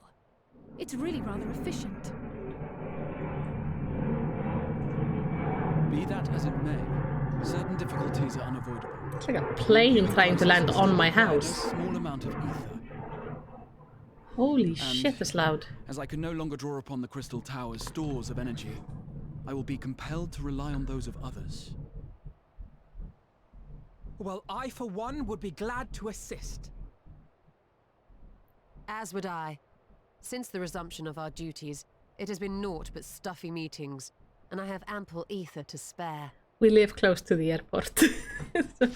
but that was low. Excellent. That was really loud. With your permission then, let us begin. Yes. Oh, I get it.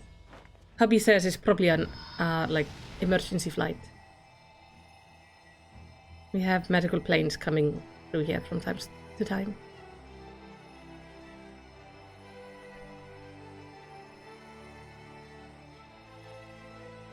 Giving your ether like this has to make you tired. This will do.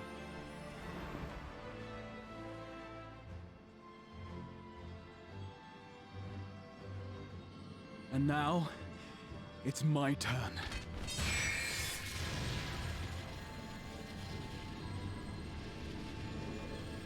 I love that the cure to the tempering is a little flying pig.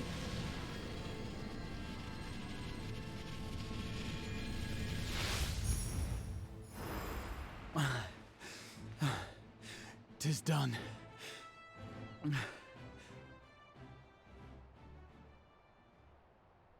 No small amount indeed. Oh. Well, we seek to go where even the Allegans did not. It was never like to be easy. The rest is up to you, Alize. The treatment itself will take time and focus, so we will need a quiet room. I'm sure our hosts can spare one.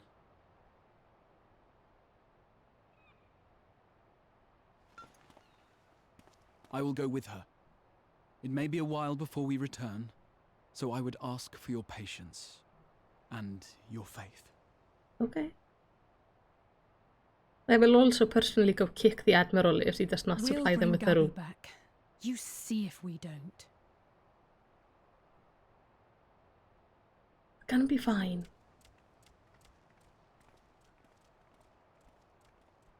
Twould seem our part is played. Let us find a place to recuperate while we wait for news.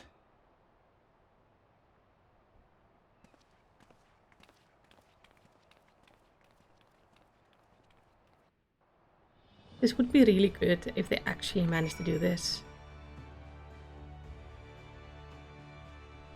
It would take, like, it would change so much. Because I remember when Thancred first told me everybody who was tempered gets killed.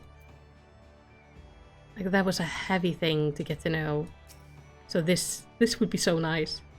Alice will succeed, I am certain of it. We need but have faith. Well, this seems there's a good spot as any to have a rest. I guess. Or we could go to the inn, have a drink.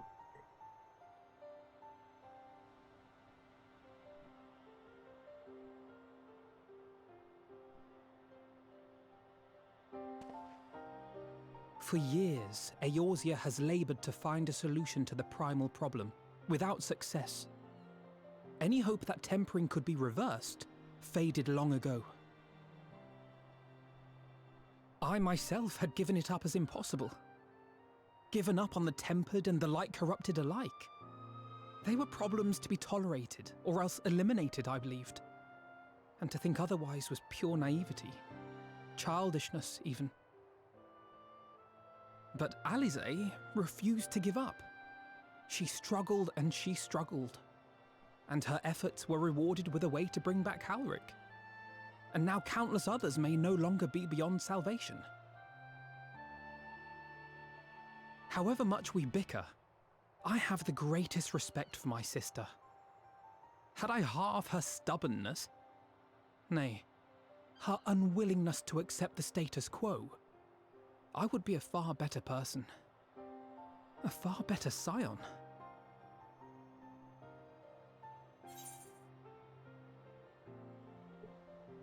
Well, if it's any consolation, she's in awe at your work.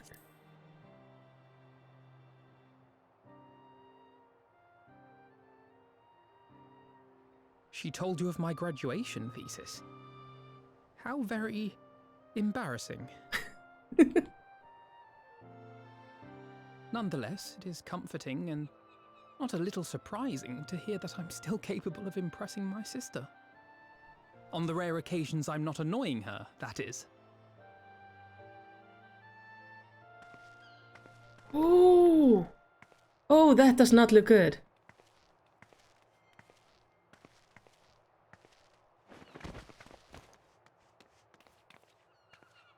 Alize, are you all right? The treatment. Did it work?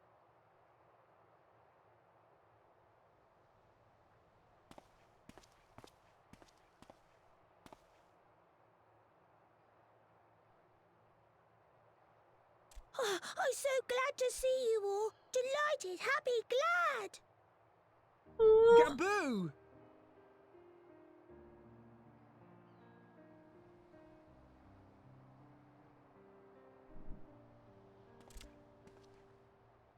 That is huge!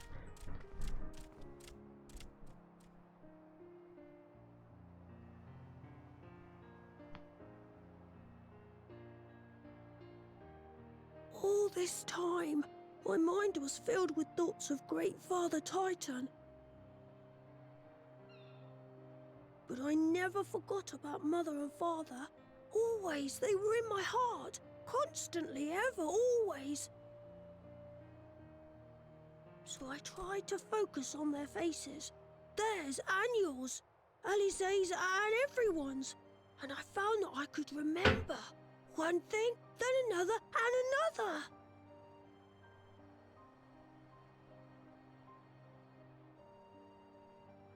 Your hopes reached Gaboo. They helped him to hold on.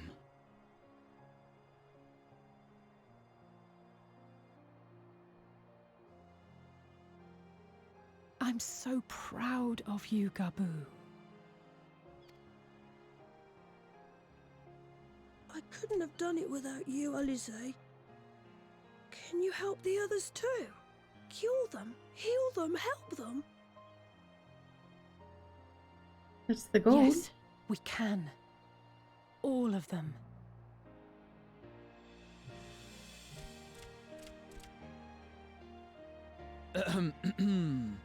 Without wishing to dampen the mood, I feel compelled to add certain caveats regarding the viability of the treatment for general use.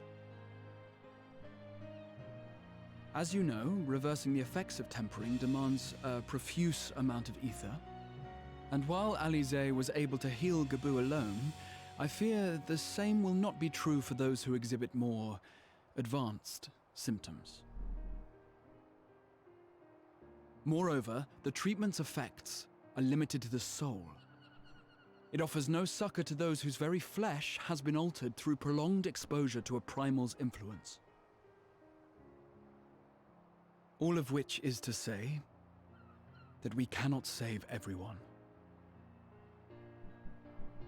Maybe we can't, or maybe we can. No one gave us a hope of saving Gaboo, and yet here we are. We must find a way to treat as many as possible. We're gonna need a lot of crystals for ether. Then the next logical step would be to produce a veritable army of porkses, would it not? Granted, it seemed a simple enough process in the first, but I suspect it will be different here in the source. Not that I am any authority, of course. Yet there is an authority on familiars to whom we may grudgingly turn. She's stubborn, haughty, eccentric, irascible, laconic, annoying. And her name is Master Matoya, the real one. Oh dear. But she will be able to help. I have to go now, Gabu. But the people here will look after you, all right? And I promise to come and visit you again soon. All right.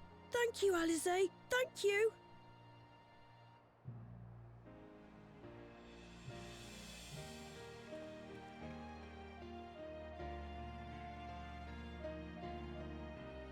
This is a huge step.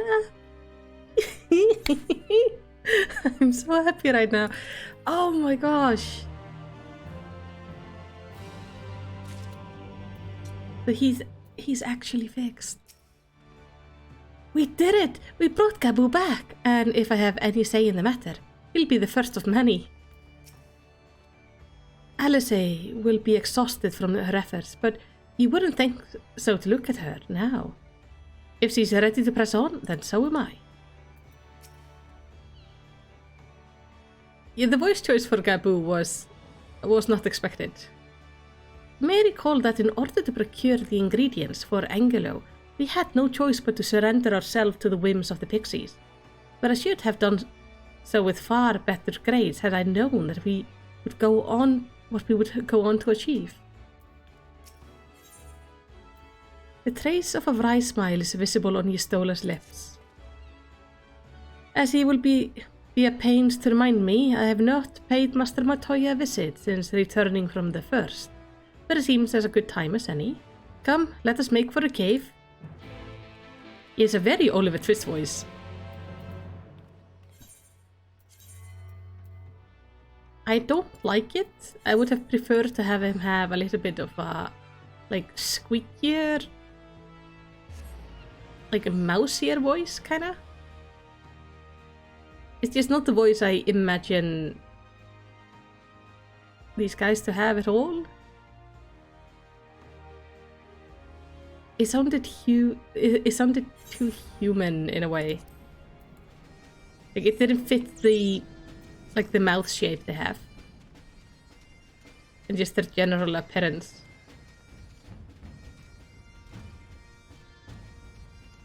But it's okay because he is cured now.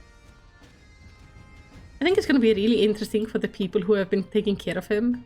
Because so far he's just kind of been standing there and now they have a full-on child on their hands. With all that it involves when it comes to energy and excitement, and I think that's going to be very interesting.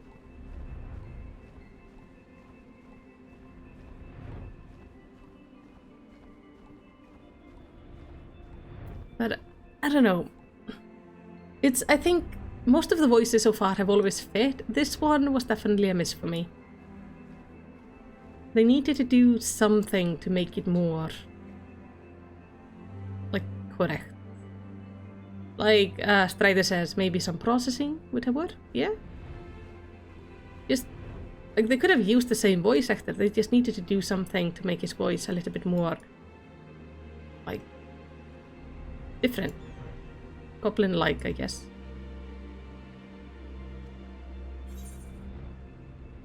Even though I think there's a kobold, but still, it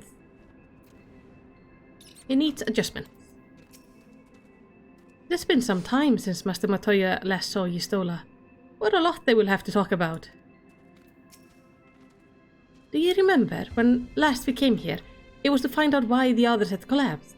If someone had told me then that they'd been whisked away to another world, I would probably have laughed in their face. You live and learn, eh? Master Matoya is something of a legend amongst Archons. I very much look forward to meeting her. If not the dressing down I am liable to receive for my inept attempt at summoning you. Yeah. That's gonna be a discussion. I take it you're ready to bear the witness to the joyous reunion of master and pupil? Very well. I want to see her meet Grahatia and discuss summoning techniques.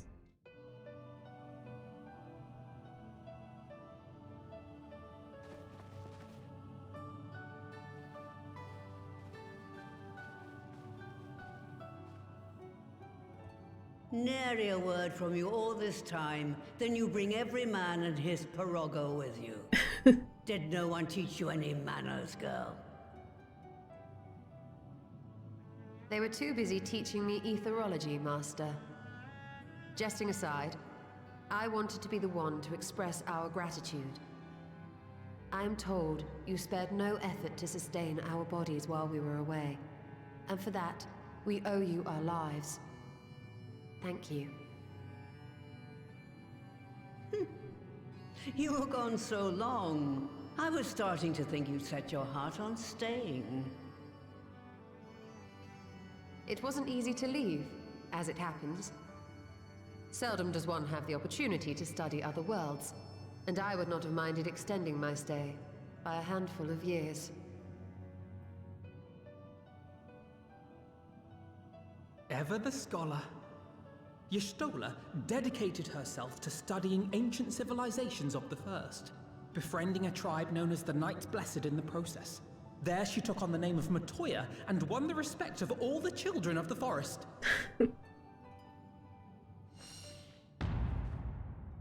You probably should not have said that.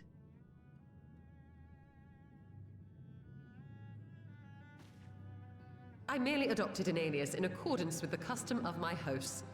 Yours just happened to be the first name that came to mind.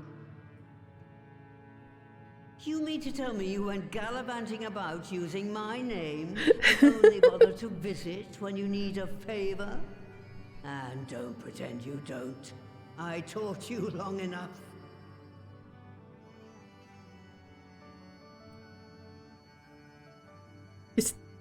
The mouth on you, boy. Indeed.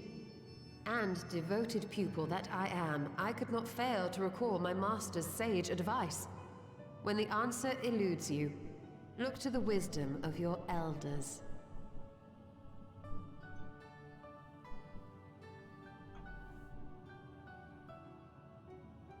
You there. Were you going to introduce yourself?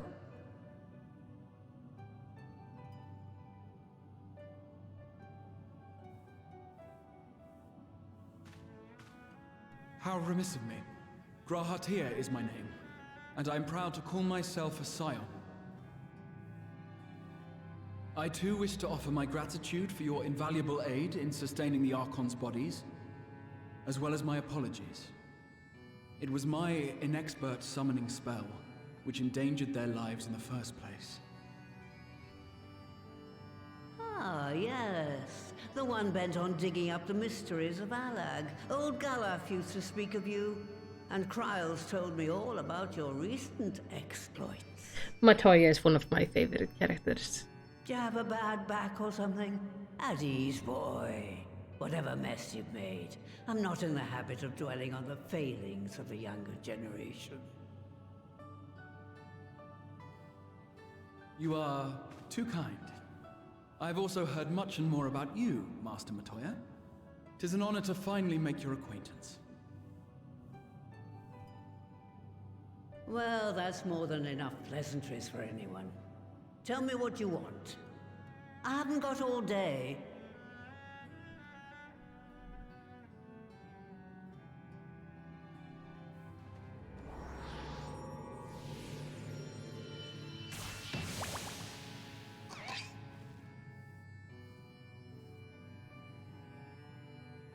Yeah, we need to make a lot more of these. But yes, he's an amazing character. She's so much fun.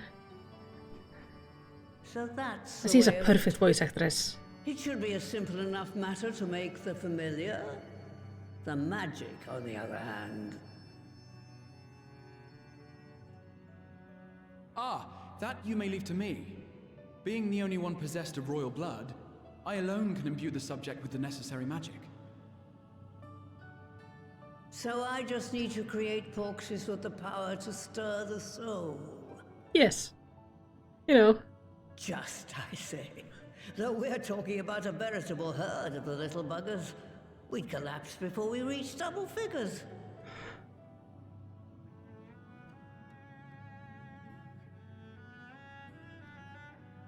But if I could get a familiar to create the familiars, a mother porxie, as it were.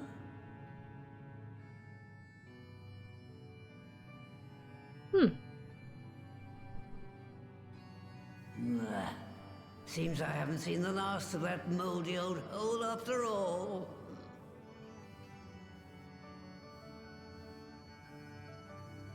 Moldy hole?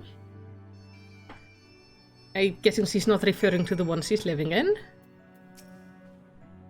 A porxie that produces porxies.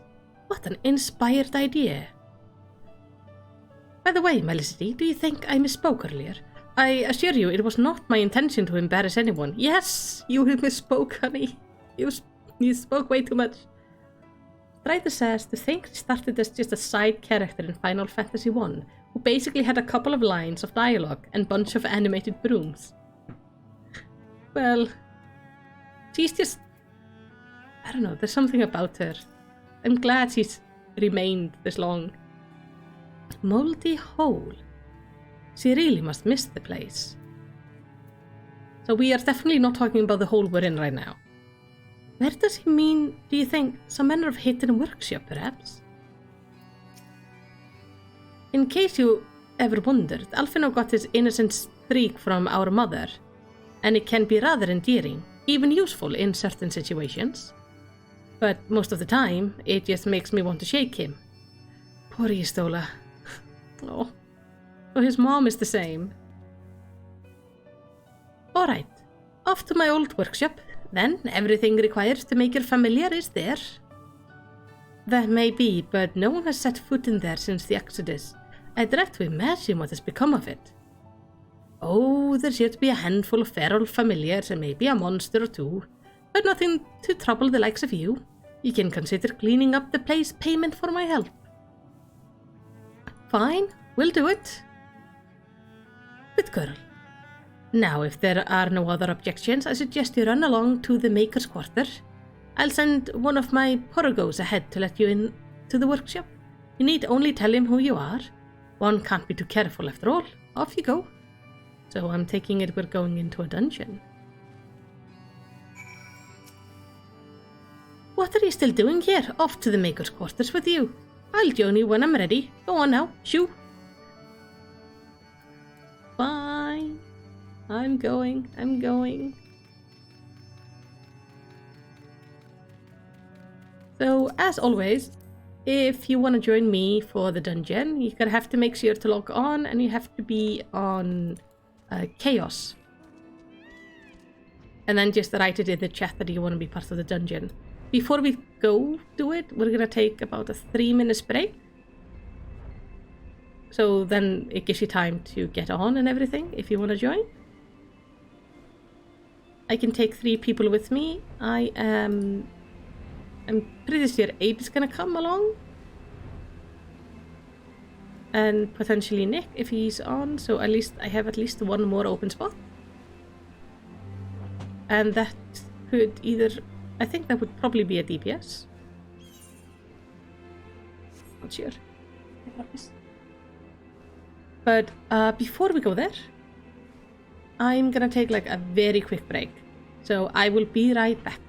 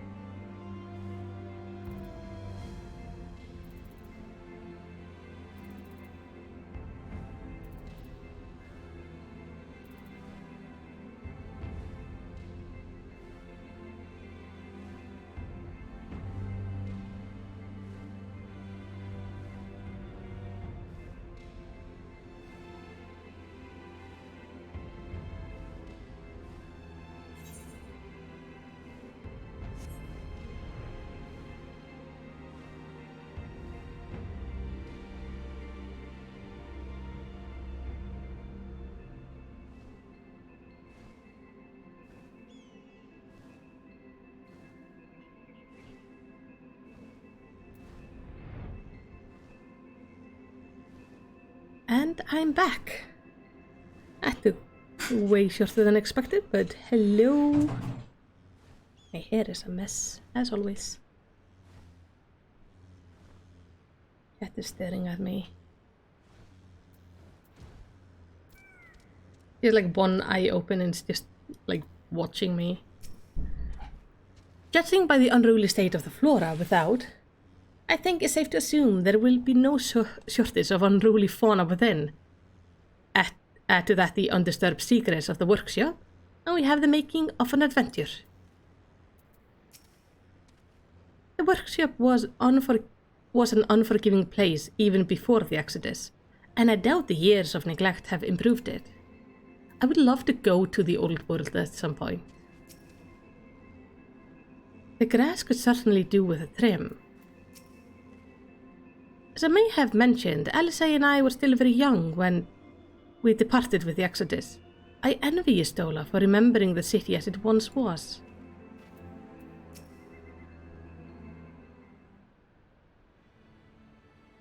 As like, this is all Sherlayan archaeology, but we are not in Sherlayan. They all went back there. Oh, stop speaking so fast. Within you will find the space dedicated to the making of familiars, along with a cavern wherein the requisite ingredient may be had. I must warn you, however, that the place has not played host to a single soul, much less a broom, in over 15 years. And I regret, be in some disarray. But rest assured, my brothers and I shall see to it you do not lose your way. Now then, Ribbit, one say the word and I will show you in. Matoya's Relict is now accessible. Lovely. I'm gonna invite Abe and let me see. Yeah, I'm not taking any of you guys. You are so slow when you go through dungeons. And I think it's plenty that I have to do it in other times.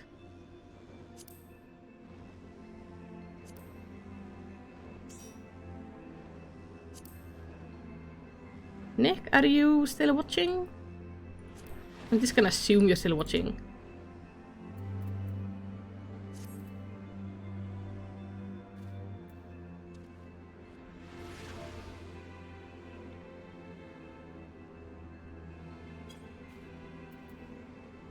Hey!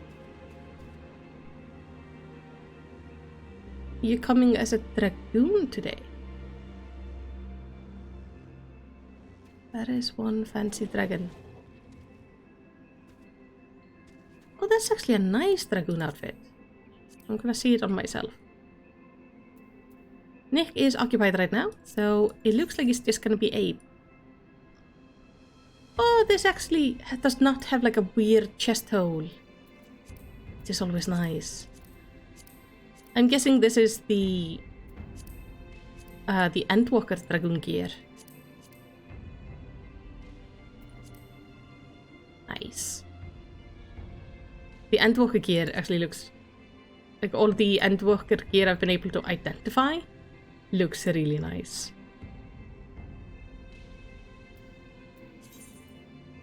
It is quite lovely. Well then, we are gonna sign up. We'd like to go with other players. And hope that we don't die on the way. It's gonna be fine.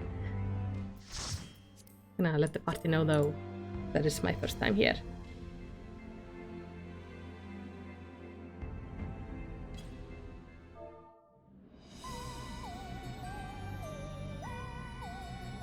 I could just wear the helmet with my usual outfit.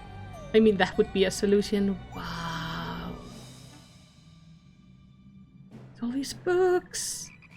There has to be information on everything in there.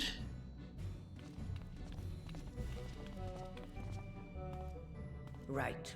To begin with, I need you to gather a few ingredients. I know the song. Listen well to what the Porogos say, or you'll wish you had.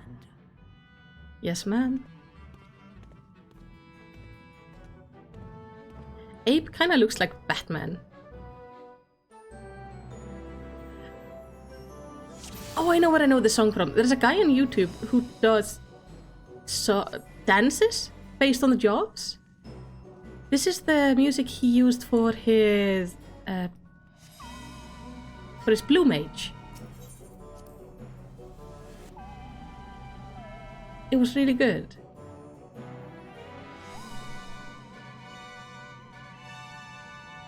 Please follow me and the thing with the pest downs. I can put the pest downs. I really like this music. I always like kind of like twisted adventure music. Like you are in a place that's just not quite right. And this fits. This fits Matoya really well. Oh, I'm back to my old spell. Back to the flashbang. Yay. I prefer the flower. Oh!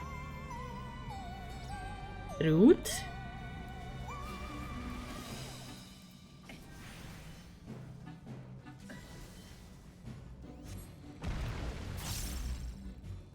Sonny of Siggy. This is actually the remix of a song in a cave back in Final Fantasy 1. Ooh. That's actually kind of cool.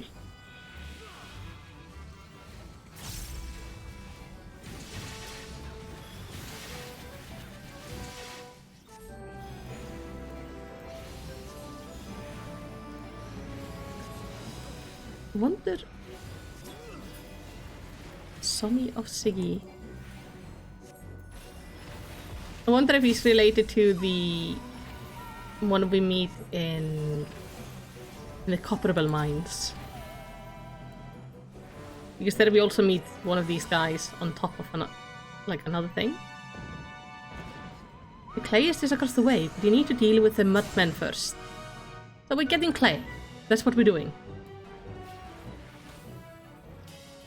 Fair enough.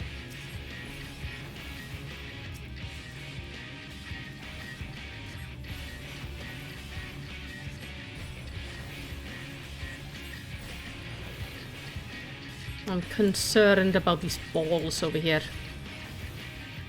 Feels like they can move.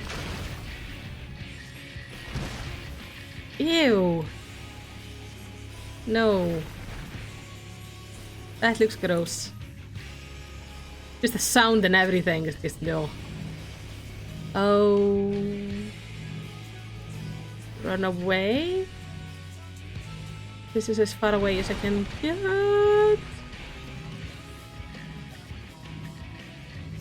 How can I break this thing? Oh, crying out loud. How do I get rid of the stupid mud ball? Maybe I should heal people.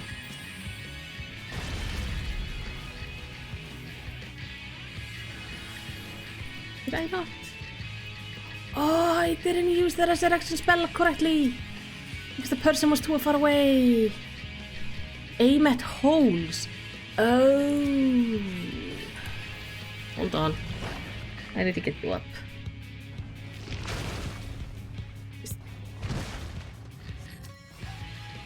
Put the big brown balls down the toilet. Noted.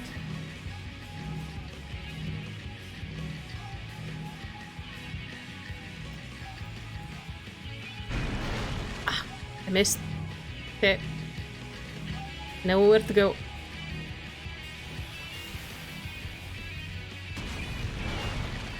Shoot! I'm actually bad at aiming. What is this?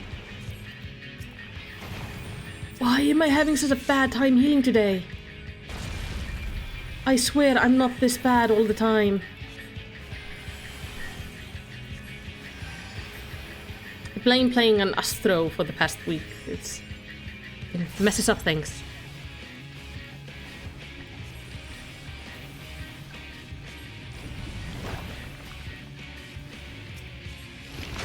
Okay, I want this on you because you...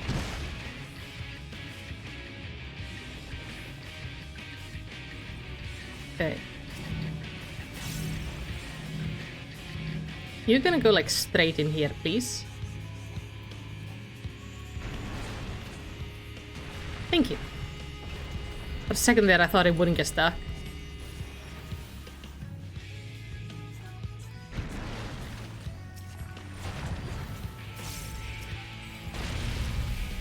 Oh.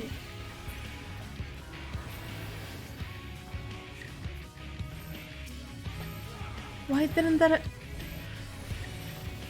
Oh, yes. I got this. I am a pro healer today. I'm just gonna kill the thing and then then the red mage can just come back.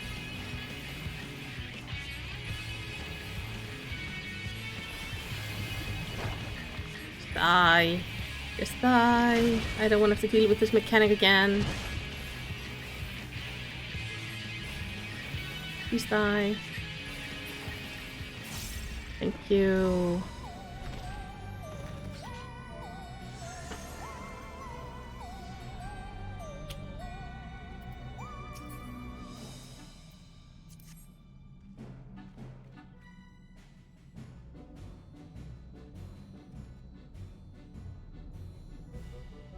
You're really gonna have to make it fine.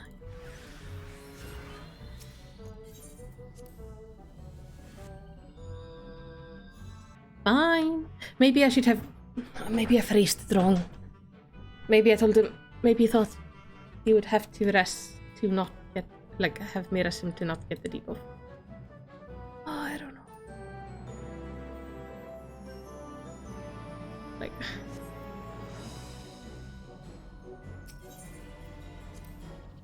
I guess now we're trying to get water?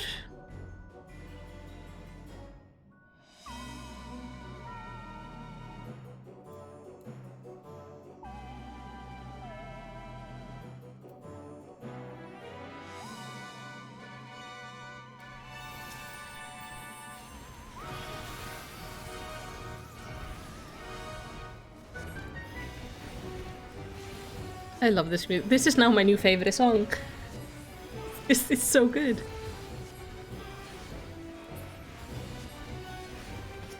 The issue is, it's not gonna work as the background for most videos. It's so distinctive. But I will find a place to use it eventually. I mean, eventually I'm gonna come here in the story on our journey, and then I have a perfect excuse to use it.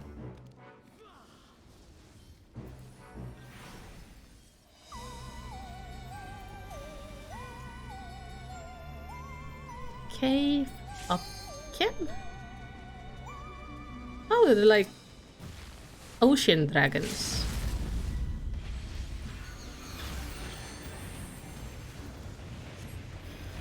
Fancy.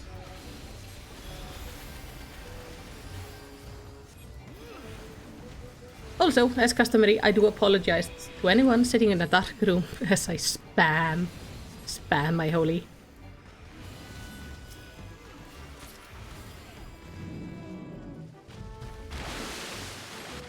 Ooh. Oh yeah, I haven't checked all of the loot. Nothing good.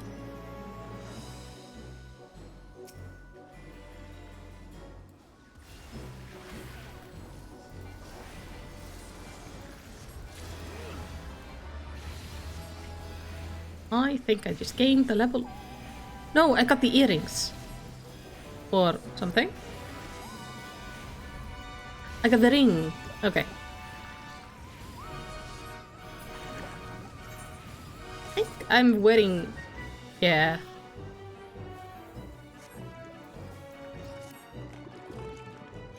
Don't think I'm gonna get anything that's gonna be an upgrade until we get into Endwalker.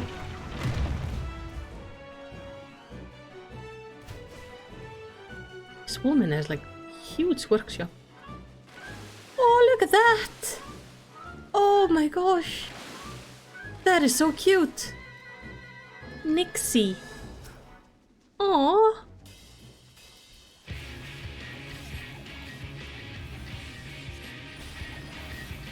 That's just like the cutest little thing.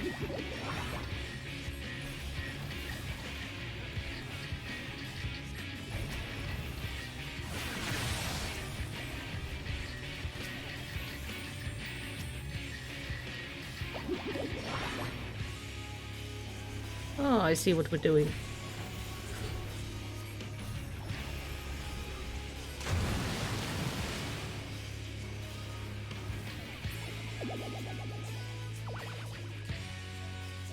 So cute. That's fun. More water. We need more water. Oh, yes, we do, because you are adorable. What am I doing? Whoop. Didn't quite make it there.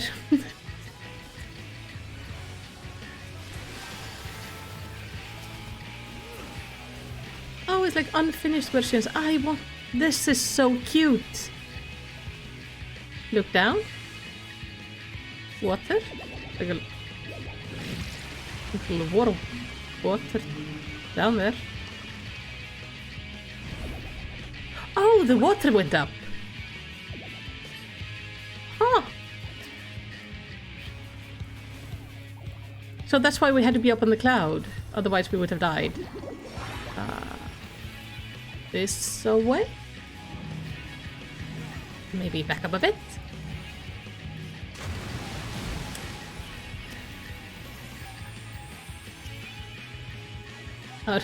Red mage was slightly too much to the side there. Oh,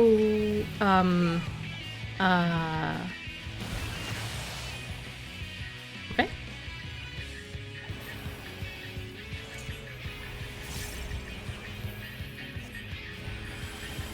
Let me just put this on so I can DPS in peace. Ooh, over here.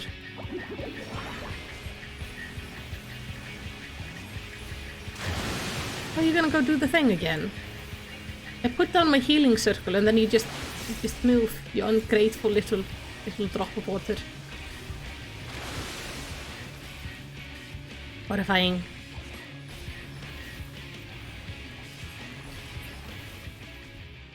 Alright, I give up, you win.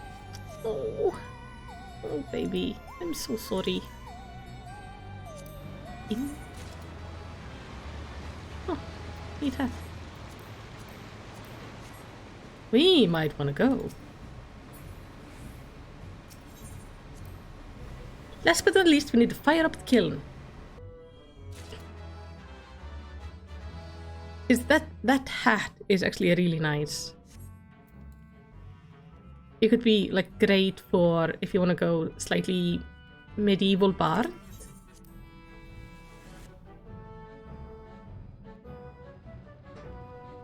So nice music. Ooh.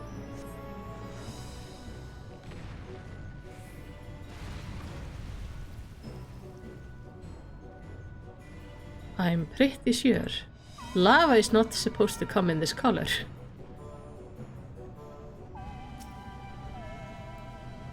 You're saying? She should probably have her lava checked for, I don't know, some sort of contamination? Like, what the hell? It looks like lava with oil spills.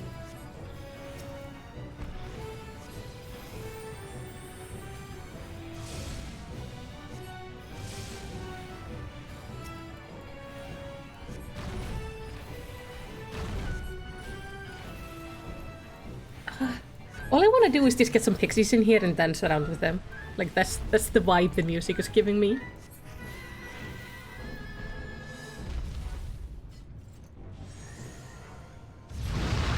I am impressed that Ethel just keeps on running into the lava. No hesitation. Like, look, it's purple and green. Hi. Greetings.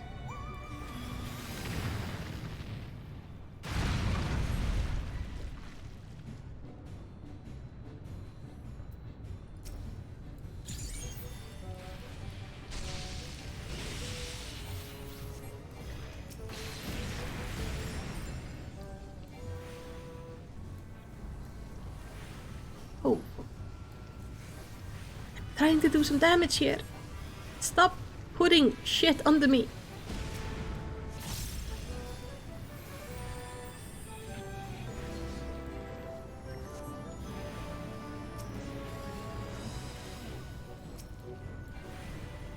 This is just overall a very enjoyable dungeon. I'm not touching the lava until he parts it. Nuh-uh. No, thank you. Talking about lava, we might have another eruption coming here. Potentially. I don't know. We're having the earthquakes. But we've been having earthquakes pretty consistently for like 2 years now. But we've had a lot of them where our last eruption was. So maybe we will have another tiny one. The last one was really pretty, so if we get another one, I hope it's just in a similar fashion. That one didn't make us though really worried, because like it was really small, it wasn't very dramatic, but it was very widespread. It wanted to go everywhere. So we were looking at the possibility of some roads just being, like major roads being gone. But we got super lucky and the lava just went into like nice tourist-friendly places. Okay, we have blue, yellow, green and purple. It's time to bake ourselves a porksy. How does that work?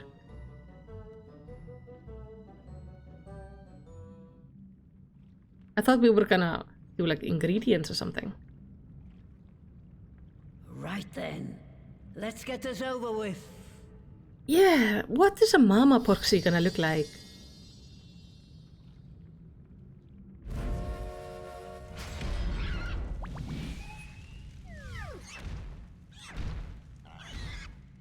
Newborns are wont to be difficult. Sure, who's in charge? Why did you make something that's so hostile?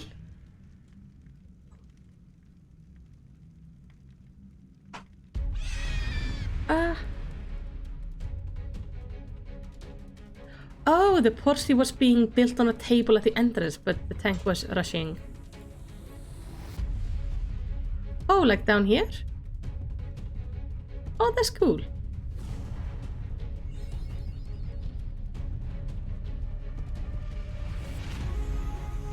Don't show any fear, they can smell it. Okay, so Mama Porksy is big and dressed like royalty. I quite like that. That's very fitting. Oh, we took some damage there.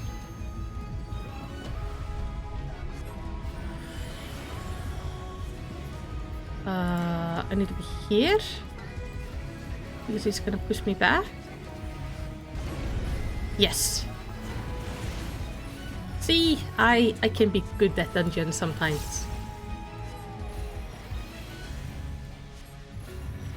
Now you wanna run away? Take this way.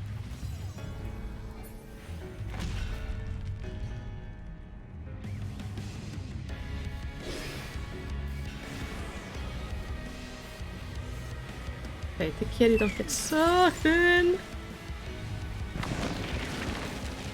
Oh no. Help. My legs are tiny.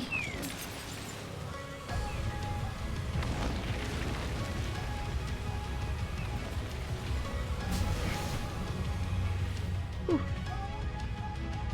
Abe cheats on this one. He's so tall. I know it doesn't matter, but in my mind he's cheating with his long ass legs.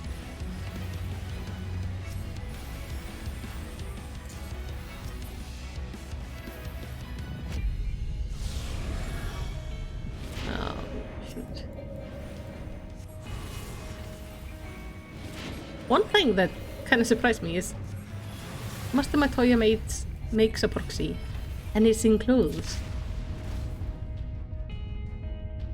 Well, hello there.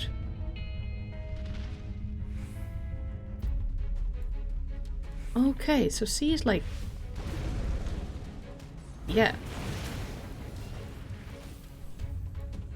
sees trouble.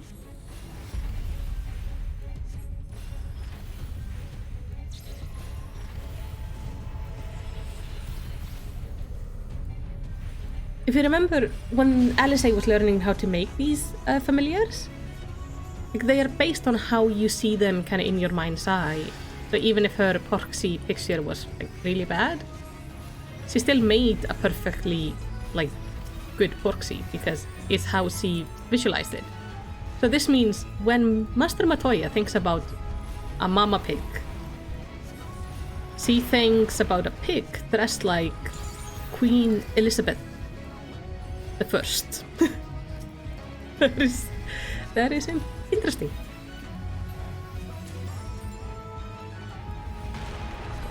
And if you don't know what Queen Elizabeth I was dressed like, she had these kind of frills around, basically. I recommend googling. She had some impressive dresses. Don't die. Okay. I'm sorry we had to hurt you. It's not what I wanted. Man, she is actually really big.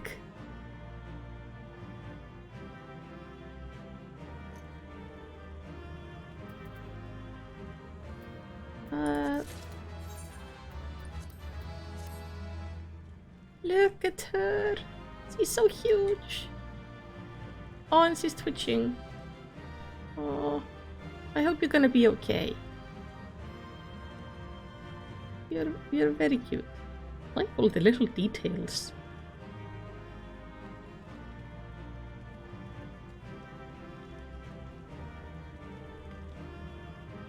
Anybody has something to say? Have we finished then?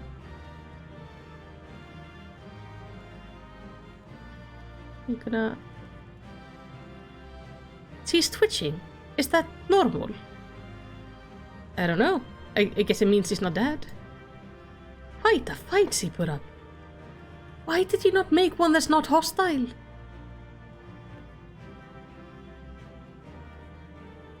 Hello? Nothing quite like a kiln fresh familiar.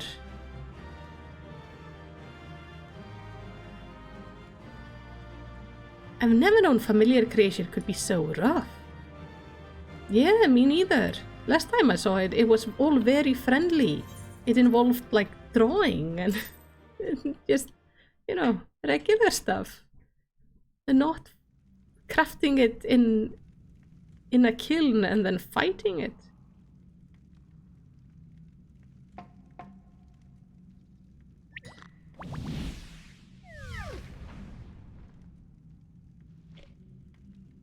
There we are. Quite tame. Uh-huh. Then all that remains is for me to imbue her with the magic. My friends, I'm afraid I must trouble you for your ether once more.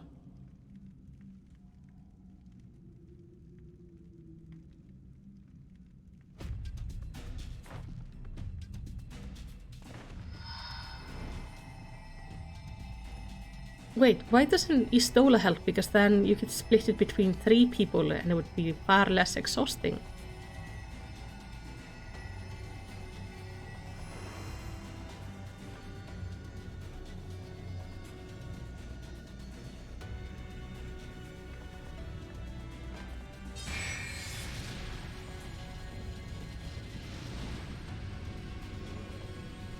Like, even...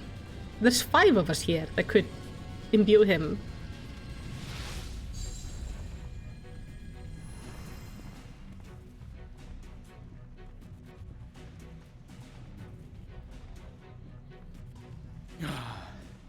That should suffice.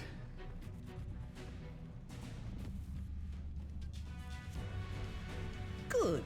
Let's set her to work then, shall we? I want to see some porksies. Assuming that is, someone can spare the requisite energy. Stola? A mere drop in the ocean for the great sorceress Matoya, I dare say. He's never gonna live that down. Alfie, what have you done?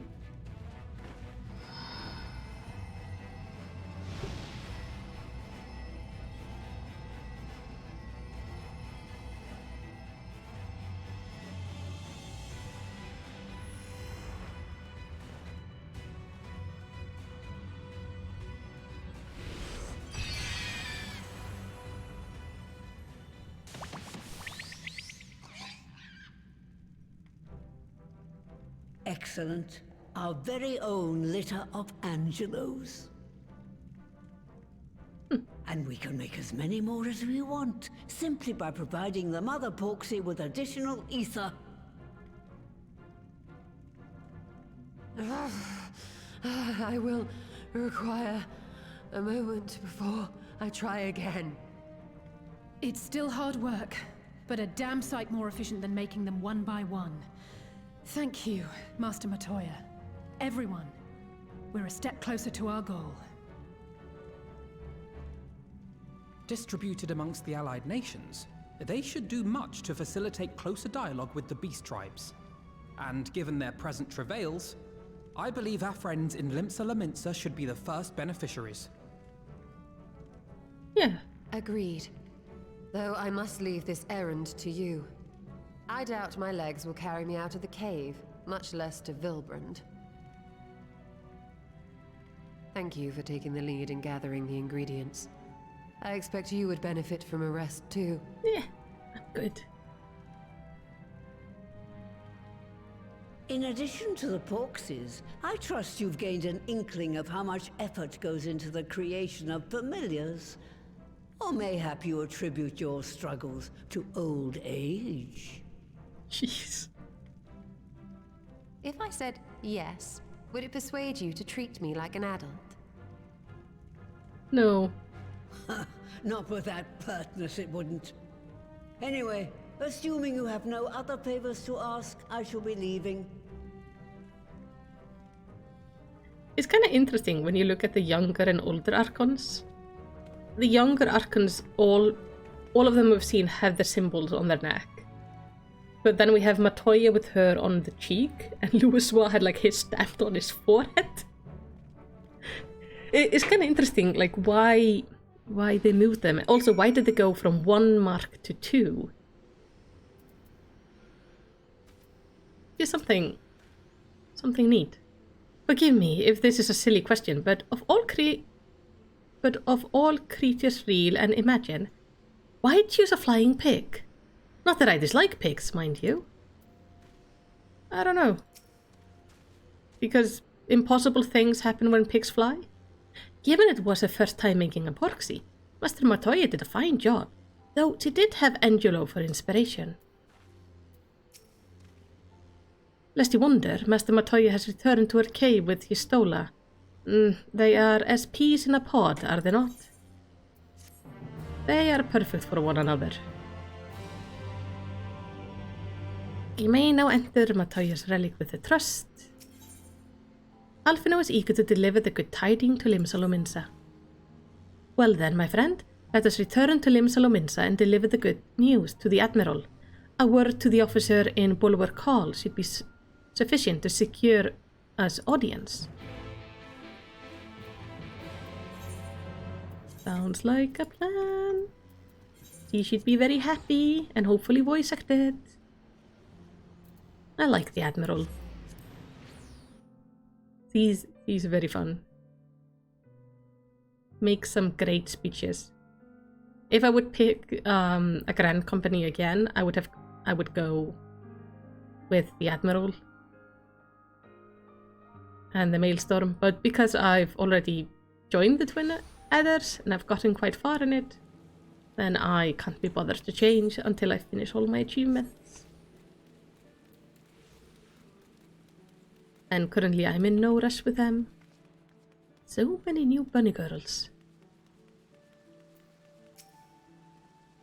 Even as we speak, we are weaving a new future, and when it all becomes history, I hope that those who follow may look back with gladness. If we offer them the means to cure their temper, the beast tribes are far more likely to listen. Though the Admiral is not expecting us, I am certain she will want to hear our report. Come, let us request an audience. I will be very cross if she does not want to invite us in. Why, Malicity, ever a welcome sight. Tidying for Admiral, you say? She is presently receiving guests, but for the science, I know she will make an exception. Follow me. Oh, which guest? Somebody we know? Oh.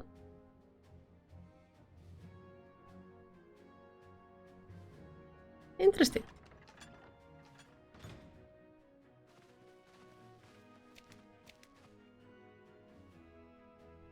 My friend, what brings you here this day?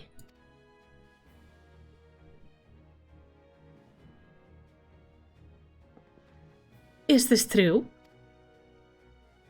By the Navigator, a cure for tempering.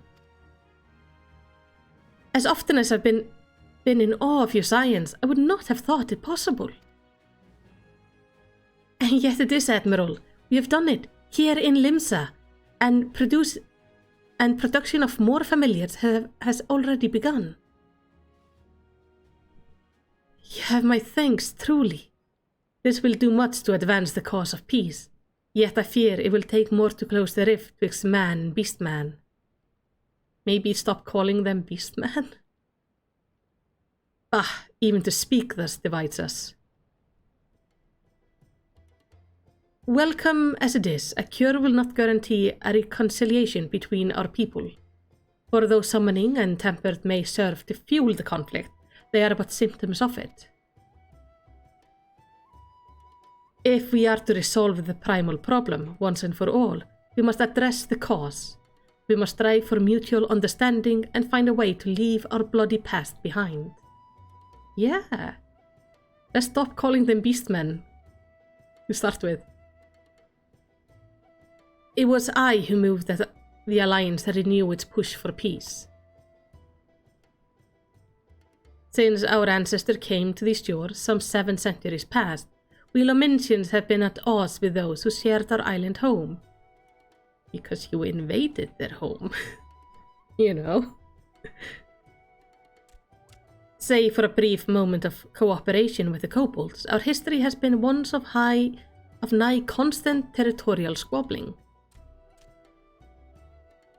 Meanwhile, our struggle with the Shahagian for control over the seas has only grown fiercer, a matter made worse by the thrice-damned calamity driving them to seek new spawning grounds. With survival at stake, each had no choice but to fight, and so I dismissed peace as impossible. Impossible is a word coined by the weak. I proclaimed to all who listened and then gave up. You and yours put me to shame. Since you led us to victory against the Black Wolf, you have achieved the impossible again and again and again. And I thought it is high time that I follow suit, hence my proposal to the Alliance Council. But no sooner did I reach out to our neighbours in Wilbrand than my own people sought to thwart me. Oh, you speak of the pirates who failed to attend the meeting. I, acting through a friendly faction amongst the kobolds, we had intended to seek an audience with a prominent patriarch. But the bloody executioners would not hear of it, and their absence sent a message to the rest. Though they're but one of the 3 pirate powers, they are the greatest, and any attempt at peace would flounder without them. I am given to understand that the leader, Captain Hilfir, has been bedridden for some with an ailment of the lungs. Can we cure him? Correct. In his absence, his right hand leads a man named Sickard, but recently risen to prominence among the rank. Save for his disdain for authority, little is known about him. We have invited him to speak with us more than once, but he will not come. I have tasked the Yellow Jackets and the rogues with uncovering his motives, but they have learned naught of any value. Well, then leave it to us. I'll drag him in here if I have to. We have a nose for the truth. Whatever this Sickard wants, we'll find out. Truly, I would be much obliged. I shall look forward to hearing what you learn. Then, good luck. Thank you.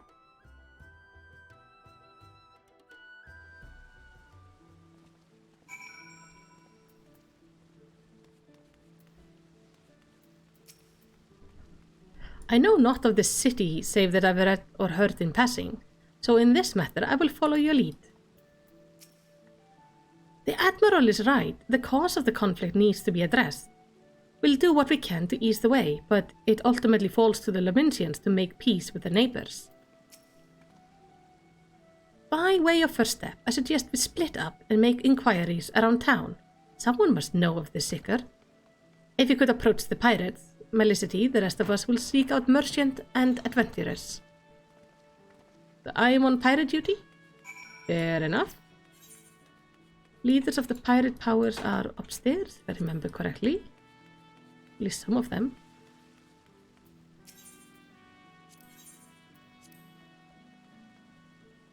I'm glad how many new players we're seeing here on Phantom. Okay. One is here, and yeah. And the other quest is my fishing quest. Nuklat Ultraland. These names. They're very unique.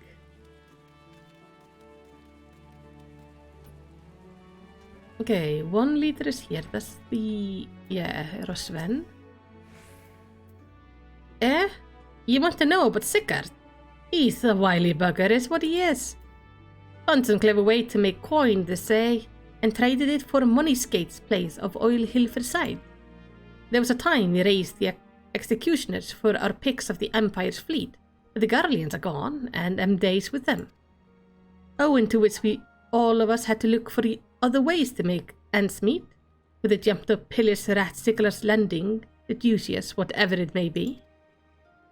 Not that we sirens are struggling mind, we do well enough guarding fishing boats from the fishbacks and other beasties. Get the first pick of the produce for a trouble sea. Quality stuff at a bargain price. This we pass to our sisters, as can't sail on account of getting old or wounded or with child, or they cook it up and sell it for a pretty profit. Simple. Oh, I miss the old ways, don't get me wrong, but when I see the girls with the little ones, I think to myself, a life of peace and quiet ain't all bad. Huh. That's good. Good that you don't, like, absolutely hate it. It is a maid. What was that? Did you see, like, a swirly? That was kind of pretty. Now we want to go to the Marauder Guild to find the other one.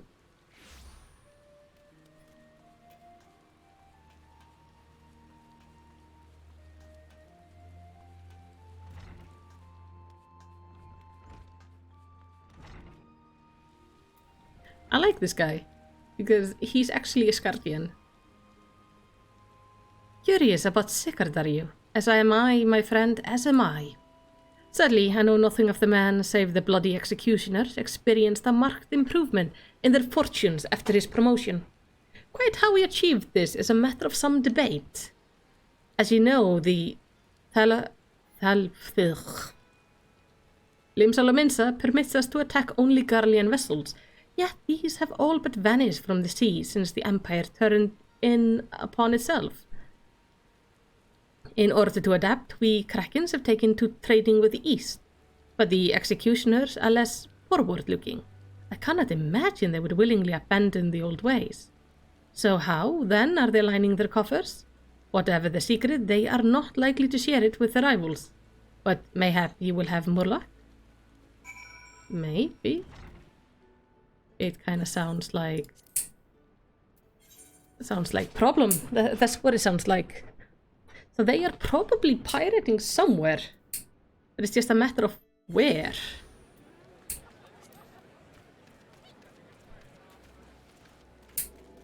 Like, and who they're robbing.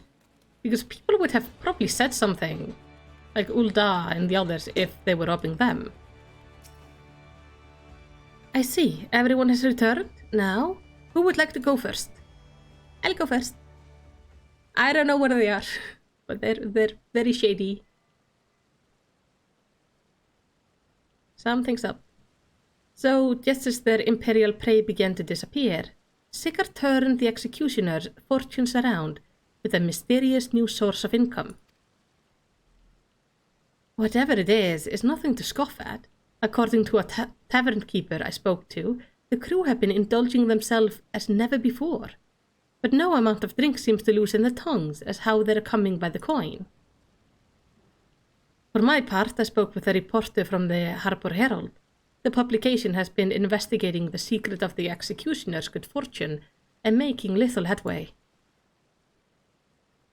Plainly, the executioners do not wish the nature of their business to be made public.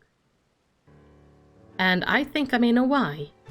In the course of making inquiries on Hawker's Alley, an interesting fact came to light. Just as the executioners began to enjoy better fortunes, the price of crystals went into a sharp decline. A sudden fall in demand, I was told. Curious, I contacted Jorge Boulder, who has been watching the movement of the beast tribes, and my suspicions were proven correct. Despite ever-worsening relations between the beast tribes and the between limbs, I can't say that word, neither Titan nor Leviathan have made an appearance of late, suggesting that the kobolds and the Shahagin lack the means with which to summon them. Do you mean to say the executioners are divesting them of their crystals? All indications point to that conclusion, yes? Though we have no hard evidence as yet. We must investigate further. Agreed. So how do we proceed? Oh, I have an idea about that. In fact, I've already taken the liberty of making certain provisions. Thank you.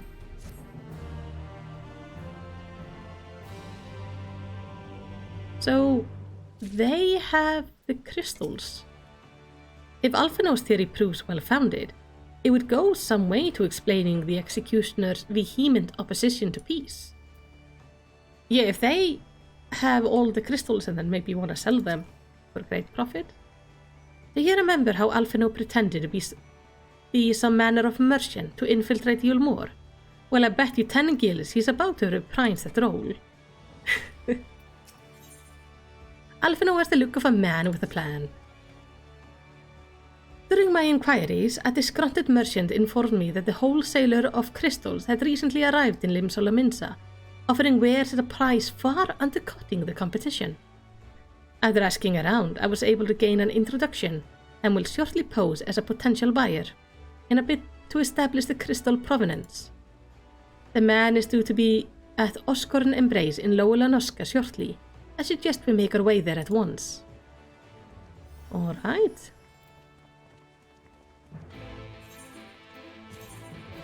This is the wrong quest.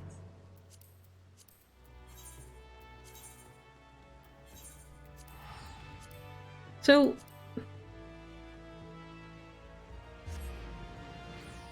I'm confused though. Does it mean like there is too few crystals or too many crystals? Because usually if there's too many of something, the price drops. Or are they just undercutting? Or, like I say, not enough people are wanting crystals, which might mean they're getting them somewhere else. I am not entirely sure what the economic situation is here. Alfie, can you please explain further? Break it down for me, like I'm stupid, please.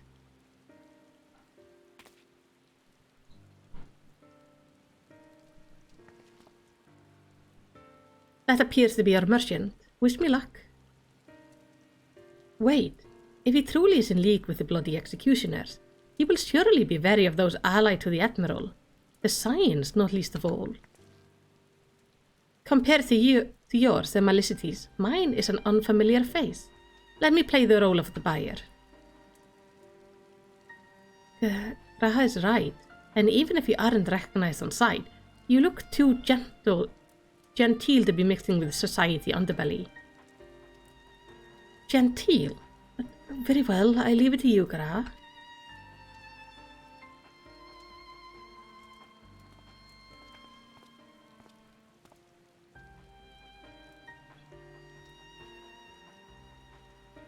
Got business with me, Catboy? You're the crystal wholesaler?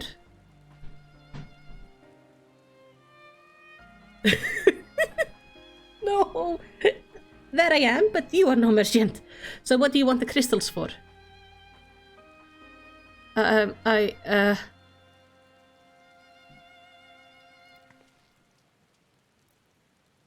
Don't look at us, you idiot. You'll give us away. Oh god. Oh, I see. You're a weaponsmith, am I right? And you need crystals to make staffs like the fine specimen you got there. That's right. I am indeed a weaponsmith, and I use naught but the finest material. I bid you show me your wares. Well, we don't invite just anybody into our storehouse. Take time to establish trust, you understand? Look, I have a large and urgent commission. If the quality is satisfactory, I will not quibble over the price. Alright, I'll plan. It's plain there's no ordinary crystal adorning your staff, so I'll make an exception. Come with me. Stop looking at us. Oh my god, dude. You are terrible at being sneaky.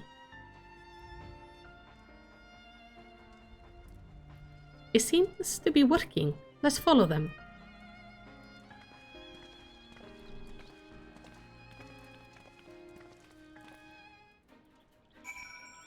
Well, that still worked. He is not the best at this subterfuge thing. Poor thing. That smile though. Like, I am a merchant. Yeah, sure you are. Sure you are. You are not shady at all. Poor guy just looked at him going like, yeah, this guy is not quite right.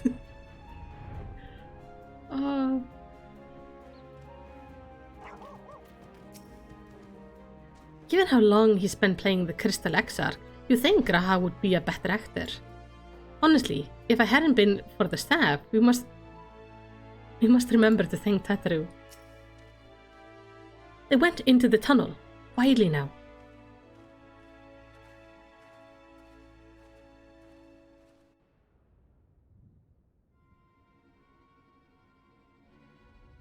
There's a lot of crystals.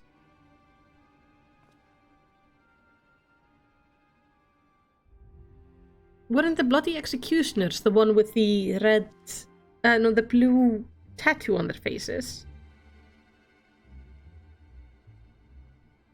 You won't find any finer, especially not for the price. Indeed. I would expect to pay more than double for such quality. How could this possibly be so cheap? There's nothing unlawful about them, if that's your worry. They're from Ogomoro, if you take my meaning. Stuff as pure as it gets. You won't be disappointed. So how much do you want? Wait, are they stealing the crystals from the beast tribes? That's why they're not able to summon anything. Ogomoro, taken from the kobolds, just as we suspected. That could lead to a whole lot of issues.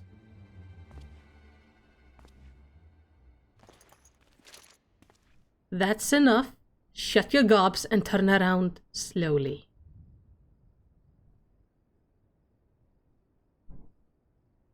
Hello? That doesn't bode well.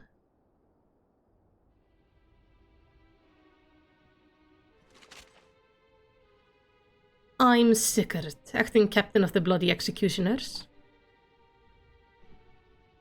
No need to introduce yourself. We know who you are, scions. And we also know you've been chatting to the Admiral. Got eyes and ears everywhere, see? Come with being the only true pirate crew left in Limsa. So, we've established you ain't here to buy crystals. The question is, what are you here for? You are bold to reveal yourself to us without knowing our objective, but that would explain your swift rise to power. You've spoken plain, and so I shall return the favour. We came here to learn why the Bloody Executioners oppose the Admiral's will. And we have our answers. Should Limsa Lominsa make peace with the kobolds, you would lose the source of your newfound wealth. Because then it would be banned to be stealing from them. That's right. Just to remind you, though, we ain't breaking any rules here. The law forbids us from attacking any vessel, not flying the Imperial flag, but it doesn't say anything about beastmen. Only reason we keep our operation nice and quiet, because we don't want no one taking our business. Wait, just listen to the end, will ya? For what it's worth, I have the highest respect for you and yours. Her especially.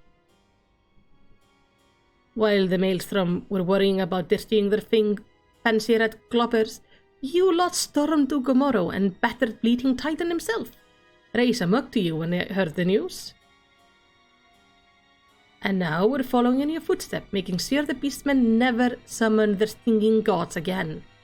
Practically your successor we are. When there were still Imperial ships about, we did our bit for Limsa and went after them. But with the Garleans gone, there are no one left to ply our trade on, except the beastmen. So let us have that, eh? It's only fair. Contentious though some may find your views, it's true that you have broken no laws. They haven't broken the code either. That being so, I see no reason why I should not state your case directly to the Admiral's face, unless the acting captain of the only true pirate crew left in Lominsa has some other cause to hide in a cave. Well said indeed. Alright, I'll meet with the Admiral. I'll even provide the venue. The Astalica. I trust he won't turn down the invitation. Astalica. That's the ship down near the fishing guild. I think it was potentially her ship in the past. I'm not sure.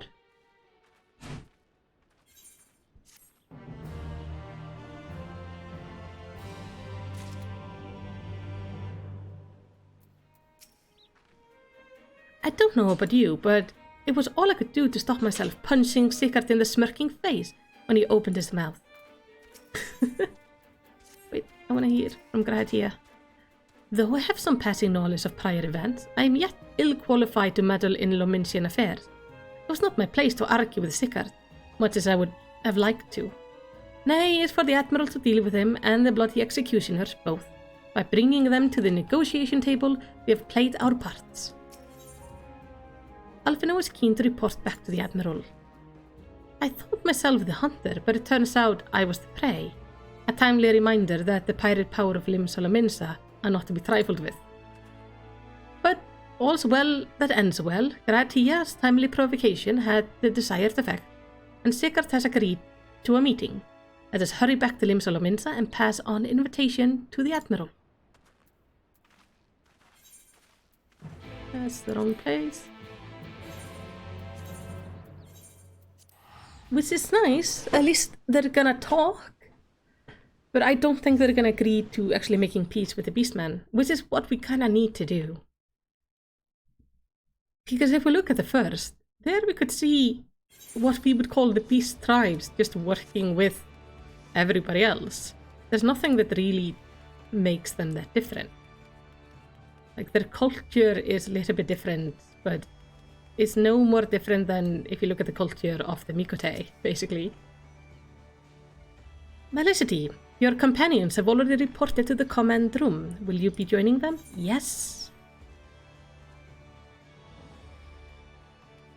Oh, I actually get to run around the command room. I usually don't get to do that. He has a nice view. I can say hi to you. There you are. We have eagerly awaited your return. The Astilica is the very last place for such a meeting. The Admiral will be marching right into the Curl's den. I hope we don't end up regretting this. Oh, wait. The Astilica is, I think, the bloody guy's ship, not her old ship. That's bad. Sigurd does not want for confidence, that much is plain, but I have faith in the Admiral. She has dealt with far worse. While we have no assurance Sigurd will be amenable to reason, there can be no compromise without discussion. Welcome back, my friends. What news? He says he can meet you. So they've been stealing crystals from the kobolds.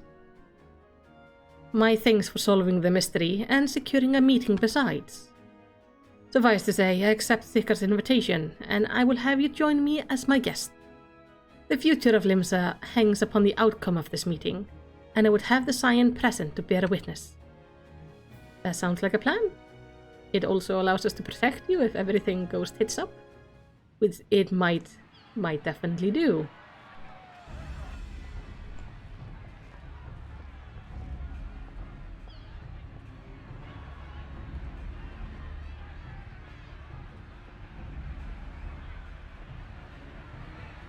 Look who's come crawling! Traitor! Ugh.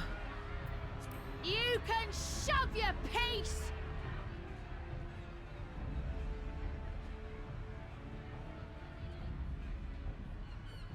Welcome aboard, Admiral. I'll wager you don't remember me.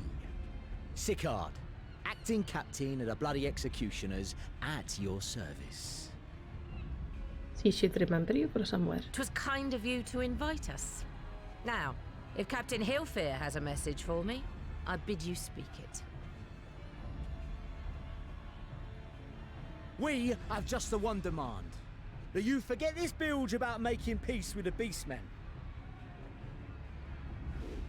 Ours is a nation of pirates. Always has been, always will be. Deny us our right to plunder, and you deny who we are. Too bloody right! Pirates till we die! What we want, we take!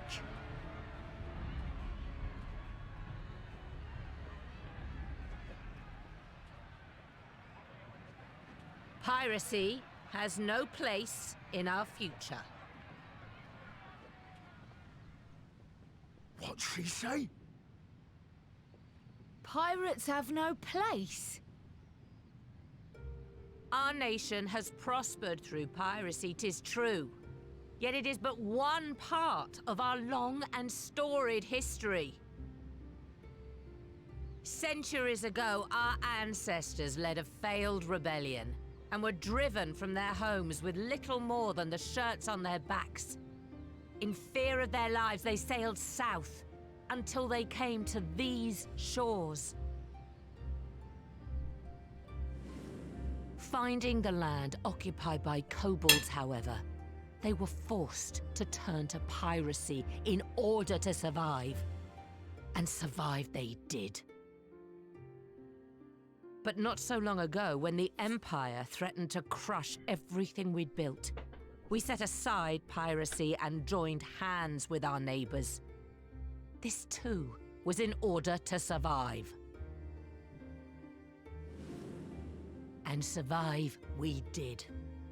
Time after time we fought the Empire, and time after time we won. And through trade with our newfound allies, we prospered more than we ever did through pillaging and plundering. The Empire teeters on the brink of collapse. Ere long, provinces like Wurlit and Bosnia and many others will regain their freedom. When they do, our matchless fleet will lead the world in a new golden age of commerce. The tides favor us, and the ocean beckons with her vast bounty. But if we cling to the old ways, this great ship we call Limsa will trade the boundless seas for a lagoon. Shall we scorn the world's wealth for a plundered pittance then? Or shall we embrace change and thrive, like our ancestors before us? The choice is yours. But if we are to prosper in the coming age, the whole of Vilbrand must become our ship, and a kobold and Sahagin our crewmates.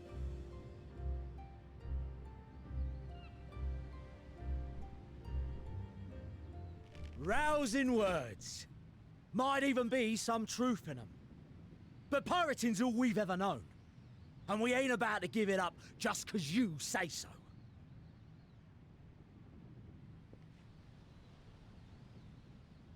Still, we're all Laminsons here and no one wants a war. So where does that leave us? Long before you became Admiral, I heard you was captain of the League of Lost Bastards. That true? Yep, that's true. If so, you'd know how we pirates settle our differences.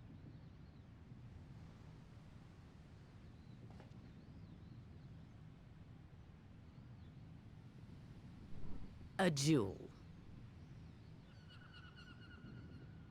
Very well. As Admiral of Limsa Laminsa, I accept your challenge.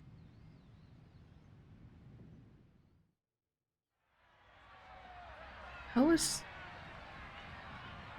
this is not good.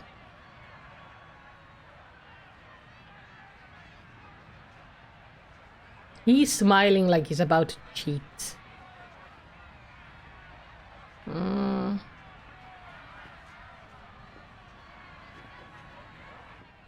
I feel like this is gonna go really, really wrong. Okay.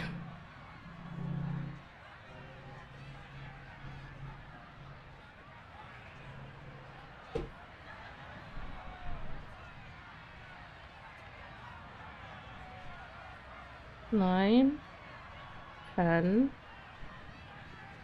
11, 12. How many steps are you gonna take? I thought it was 10.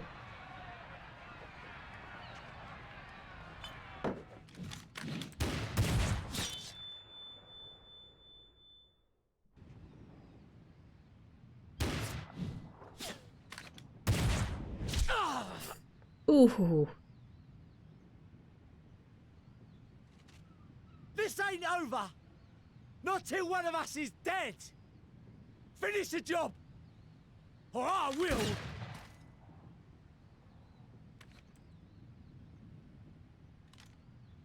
I think that's the captain.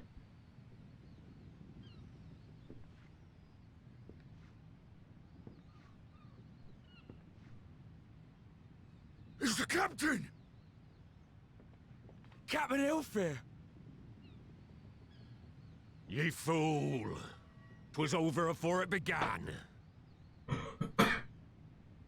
Captain!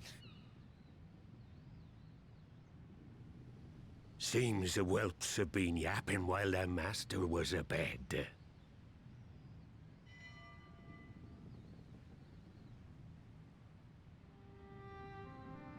Listen well, all of ye. Since the signing of the Galadian Accord, we all of us have been part of the same crew. The crew of the good ship Limsa Laminsa. At the helm of that ship is the Admiral. And 'tis she who decides where we sail. Was I not clear on that point? Or did you forget whose deck you stand on? Nay? Then what in the seven hells are you playing at? It's all we know, Captain. If we ain't pirates, what are we? You're bloody idiots is what ye are. Idiots with your own lives ahead of ye. Ye can do anything ye want. Be anything you want. Yeah, listen to the captain. We're pirates, aye. And we pirates love our loot. But that ain't our first love. Our first love is the sea. The sea! And what she brings us. Freedom! So hold fast to that. Let the brine-crusted husk that stands before you now be the last of them as knew naught save out of steel. And make of yourselves a new breed of pirate!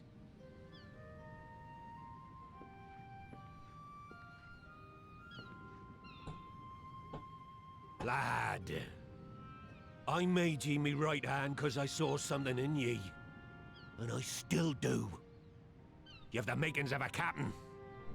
All you lack's the belief.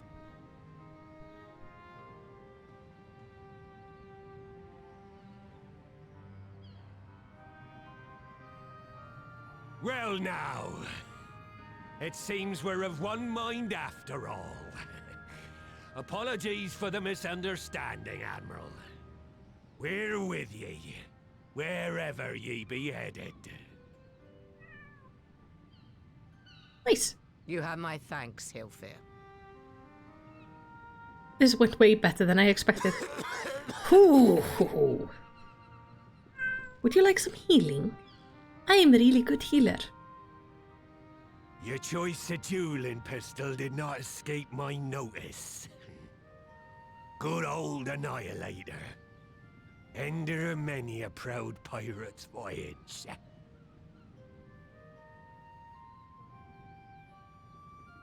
Mistbeard's vanished into legend, and it won't be long before I take my rest in the depths.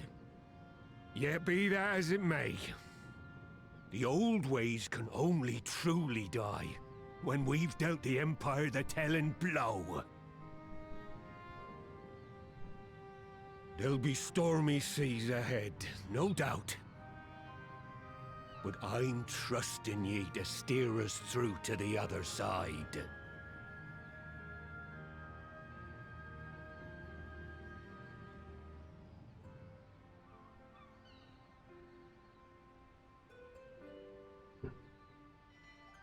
From my understanding, I think the Admiral's assistant is Mistbeard. Or at least he is an old pirate. There's time when one must stand one's ground, even if the cost of failure is beyond reckoning.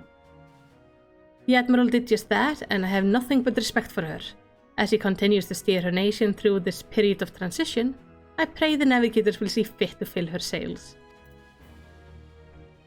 He had zero emotions on face.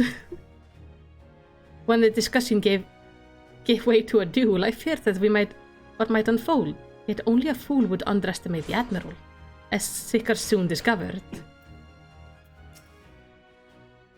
But I don't condone what Stickers has been doing. I know how difficult it can be to change course. It took me long enough to join the Science, didn't it? Yeah, it did. You went on your whole own adventure. Like Mistbeard before him, Hilfrist chose to trust the future of our nation to the Admiral.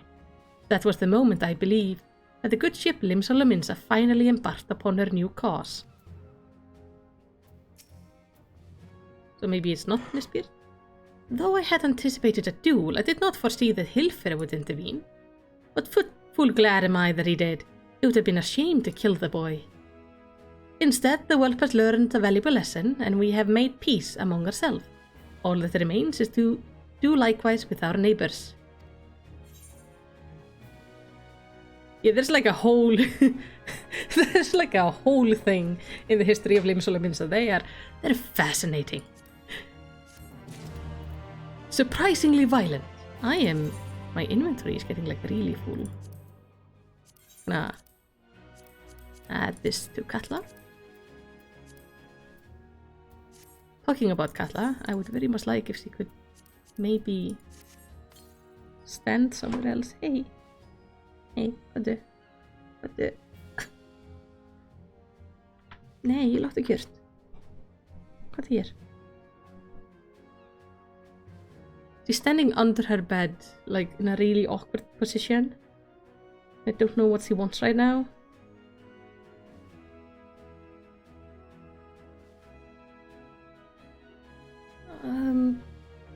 Here? Nay? Okay, we're just gonna stare at me. That's what we do now. For the first time in a long time, Merlwyb's course is clear. If you see my taskbar and stuff like change, that's because he keeps on rubbing against the keyboard.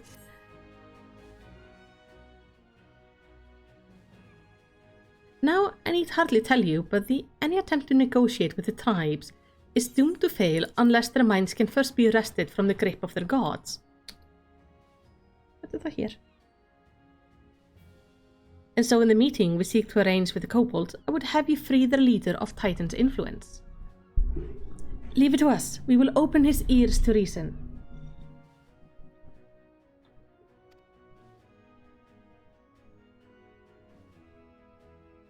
Have my thanks.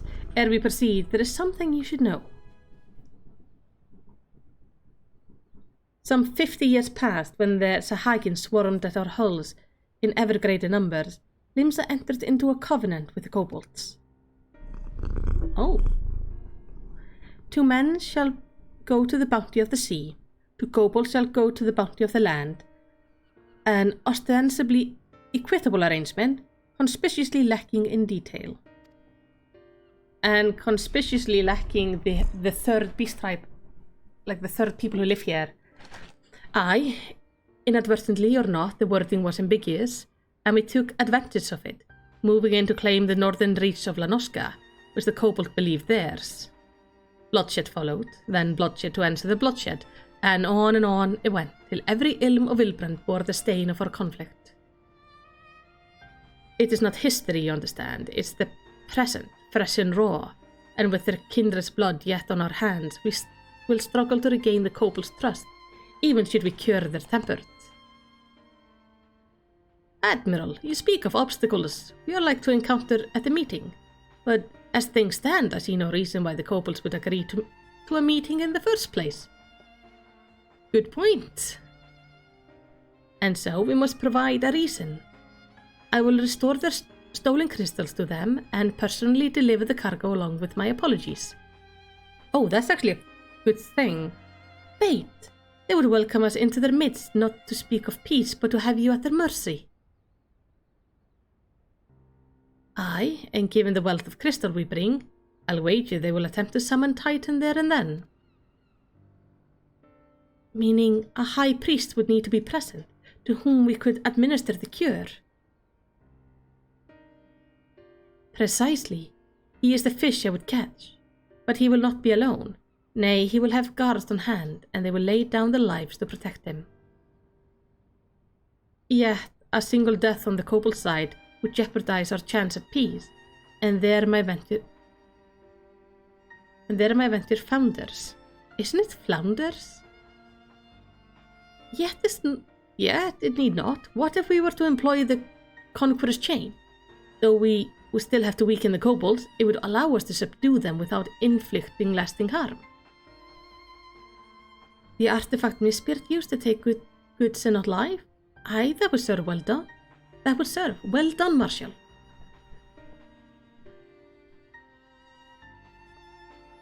So, friend, what think you of our strategy? The effect of tempering are cumulative, and we may safely assume that the High Priest's exposure to primal influence is extensive. It will therefore take a great deal of ether to reverse this effect, not to mention time. Time during which Alizé would be defenseless. Even should we all look to her protection, I'm not convinced we could make an entire army of kobolds today. Well, I'm happy to take the risk. It's not as if we have any other choice. Besides, it's what Tasleen would do, and had I not followed her example, we wouldn't have a cure for tempering, much less a chance to bring peace to Ilbrand. So, I'm going to cure that priest, or die trying. I believe in you. I'm going with you. Sure. And I believe in you too. You and everyone. I know you'll keep me safe. It's settled then. See to your preparation and make for Camp Overlook. We will join you there anon. Tell me, Abe, how long do we have left of this patch?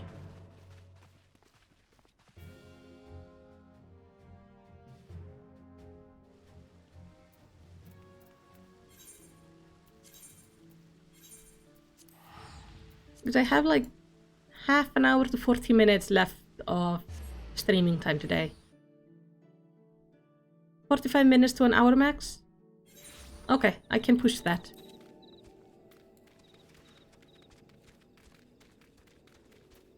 Hold on. Eyþór. Hvenær byrjar session hjá okkur? 6. Okay. I can push that. That can work. Be under no misapprehension. The extent of the High Priest's tempering is likely to far exceed that of Gabu. But then, his was a relatively mild case. Milder indeed than the majority of those who wish to save. The coming mission will be a true test of our treatment. I have no doubt that Alice will succeed with the cure, if we can but afford her the time. Well, we will give it a go. Alphino wasn't lying when he said I would be defenseless, so I'm counting on you all to give me the time I need. Our sole purpose will to keep you out of harm's way, so leave that to us and focus on your own task. Indeed, and should you want for either, you need only say the word. Yeah, also confirm the time for the thing.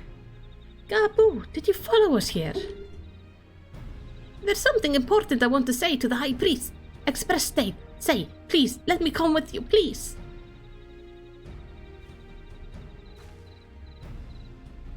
I'm sorry, but it's too dangerous. I need you to promise me that you'll stay here where it's safe, alright? Oh, he's not gonna stay here.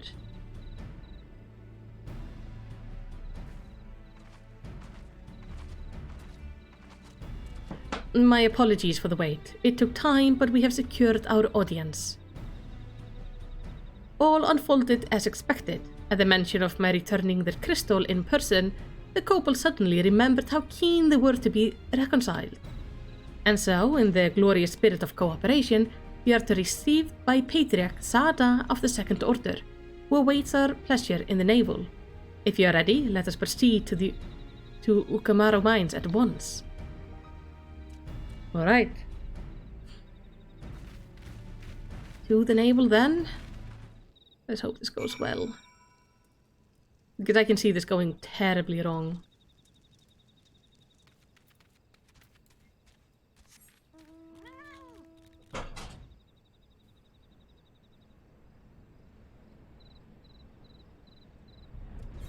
How do I get to the navel? Oh yeah, it's like fly through here. So here, through, and then take a right, and then a right again. There. Here, I need to take a right. That's locked. So I need to go around.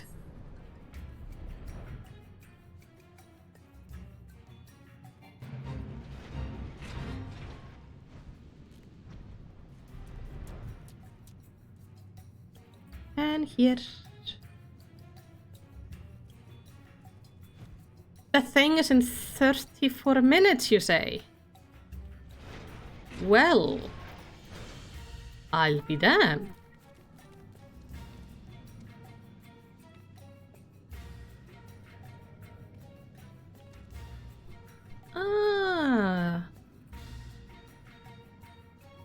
I think then what we're gonna do is we're gonna take this up next week, because I have a prior engagement I promised to take part in. There's a point I can stop after this? Okay, let's hope this doesn't take too long. This Aetheryte will bear us to our quarry. Should he make to summon Titan, as I anticipate, we will halt the ceremony and restrain him. So basically after this instant, should be 20 minutes. We're cutting it really close. At this, all hells will break loose, and we will have an army of kobolds to entertain till LSA's work is done. Just remember, no one must die. We weaken them and let Einhard do the rest. Alright. It's time. Stay the course, my friend. I spy calmer water beyond this wall. Yeah, we got the clothing ready, so it's gonna be fine. I basically got some recording that's time sensitive that I'm gonna be doing in about apparently 34 minutes. So we'll finish this instance and then we're gonna be off. That's one hell of a headpiece.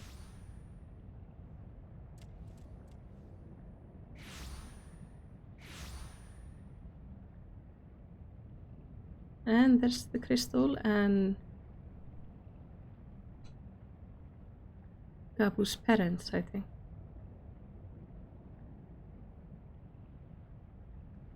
Greetings, Patriarch. I am Merlwib Blufistvin, Admiral of Limsa Laminsa. I come before you to offer my sincerest apologies for the many wrongs committed by my people against you and yours.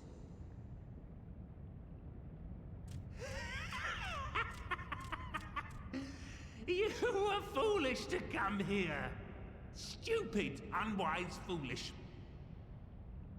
Their voices just feel wrong. Father shall have your souls for your folly.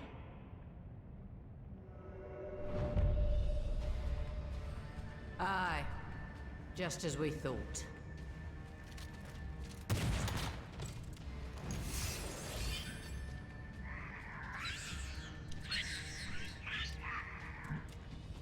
All right. Now, Alize! Quickly! You don't need to tell me! Let none pass. We must grant her as much time as we can. Okay.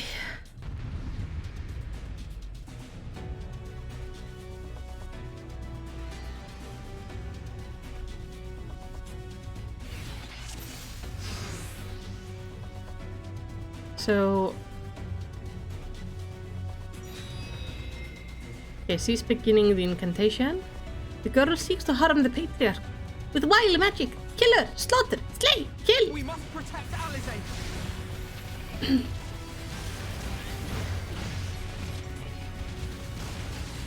There. Malsi, draw the golem to me. I'll deal with them all at once. Oh, where are... oh, here?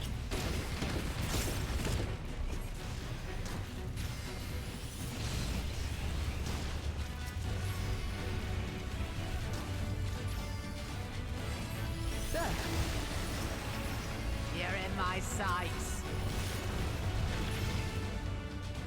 You like...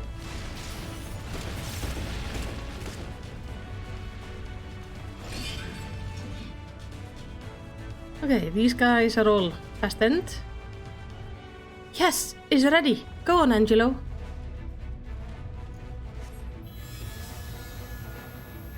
Oh, this is gonna take a while. Alice, are you alright? This tempering is too severe. I can't finish the job. So one person's ethers alone is not enough. We have like shit ton of crystals here. Oh, just what we need. Oh. You're not alone.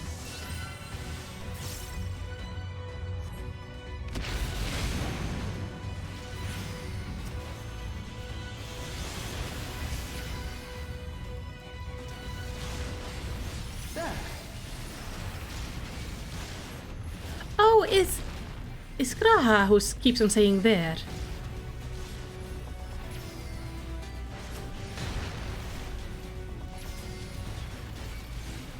I'm guessing all we can do is basically give her our ether.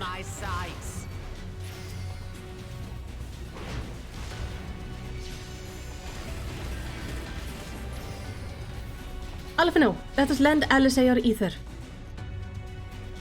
Understood. Here you are, Alize.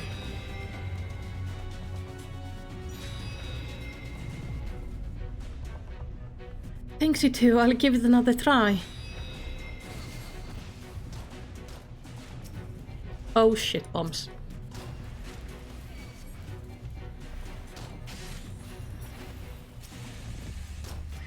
But game, I'm a healer. I am not brimming with DPS, you're saying. Ugh, I'm nearing my limit. Oh, these are big bombs. More! I need more ether!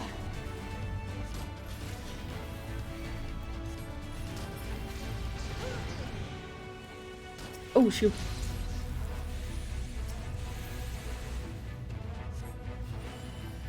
Good news is, I can actually heal them, at least.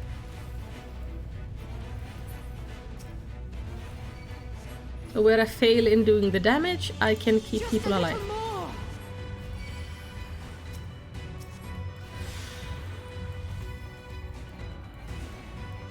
Seven elves, there's too many! And I am barely doing any damage.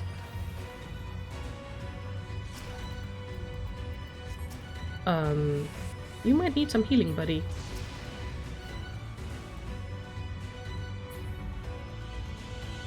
All the reckless things. Alice, now's your chance. Oh. Alright, please let this work. You don't. This can't be good. Ah, my head. The pain, the pain. Shoot. Still not enough. Almost there. Felicity, please lend me your ether too. Right away.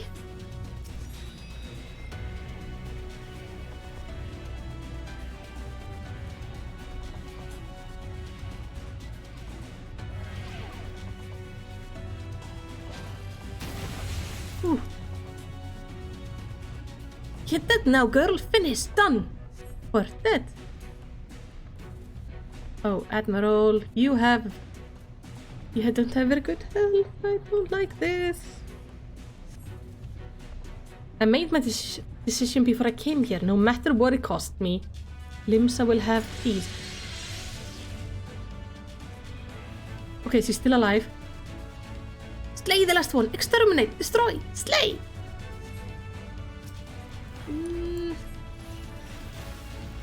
Okay, she is alive. She has like 1 health point left, but she looks like she's still alive. On the other hand, I'm kinda...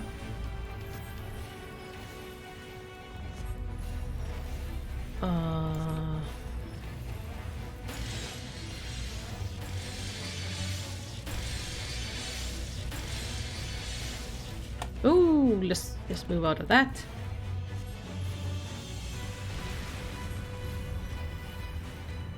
In moments like this, I wish I wasn't a healer. Just so I could have like the extra damage instead of spamming literally 2 spells.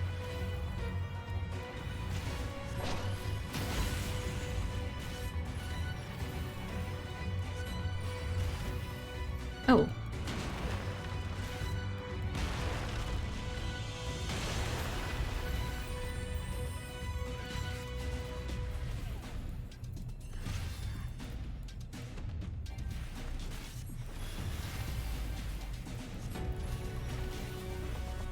At least he's almost down. Okay. Malicity, little more ether, just a little more, and I can finish it. Right away. Have at it. Thank you. It will work for sure this time, I promise.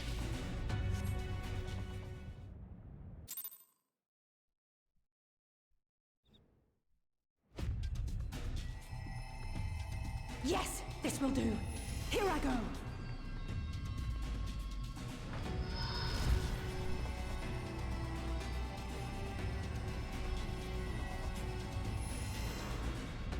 I'm still in the raid, yes. The instance thing. Or are you meaning like the Alliance raid? I finished that last time? Oh, that's right.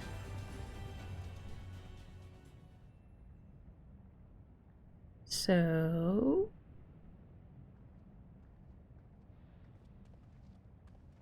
Admiral is alive. Did it work?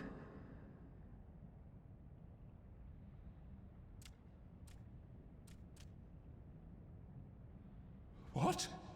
Hello.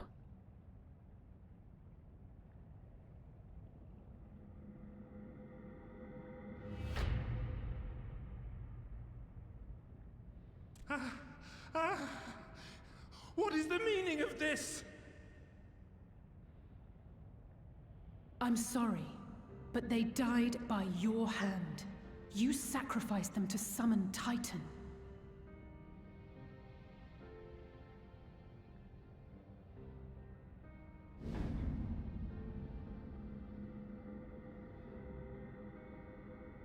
No. No, no, no, no! Why? Why would I do such a thing? It's not your fault.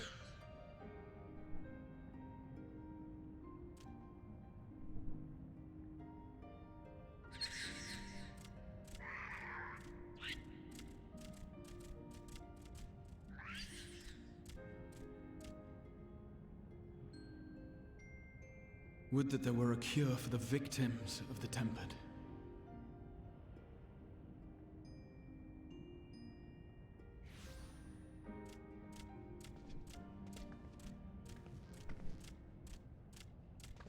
Gabu!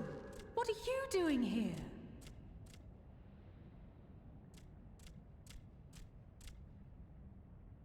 Patriarch, please listen to me. Hear, heed, listen.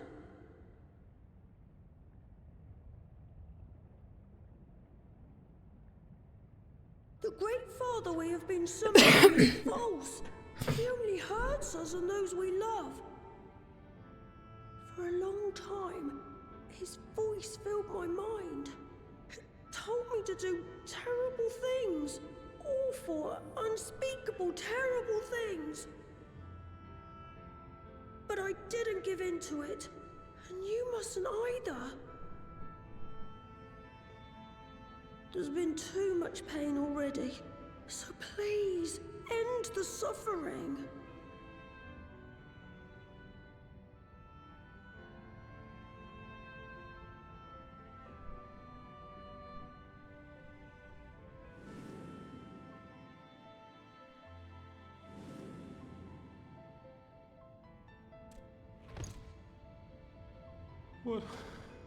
What have I done? We share this child's desire, Patriarch. An end to summoning, for it spells naught but misery for both our peoples.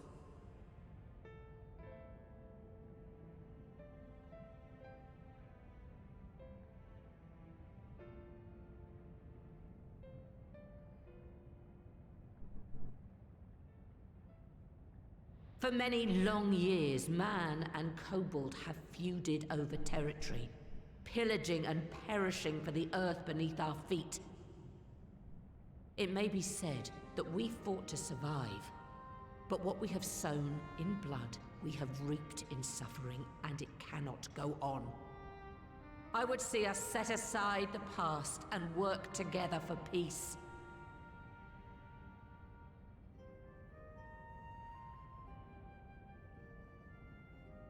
It was wrong of me to hurt my own in the name of the Great Father. Sinful, evil, wrong. But that doesn't mean there can be peace between us.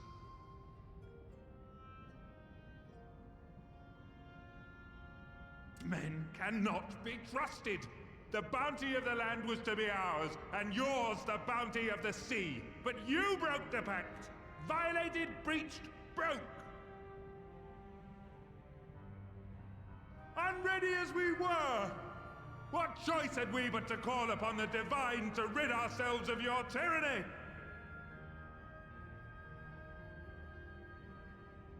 None, and I do not blame you for it.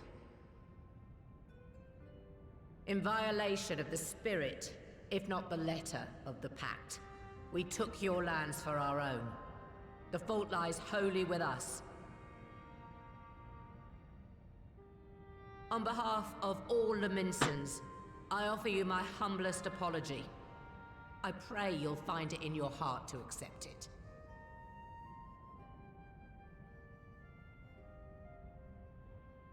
Yet I know an apology alone will not serve to make things right. So, we will revise the pact to leave no room for doubt. And any who violate it shall face justice, swift and certain. No, we won't be fooled. Not again. Please, hear me to the end. Fleeting though it was, there was a time when man and kobold abided together in harmony, in cooperation.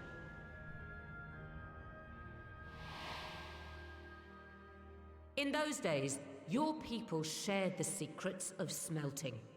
Knowledge which allowed Limsa Lominsa to thrive. Much of what we have, we owe to the kobolds.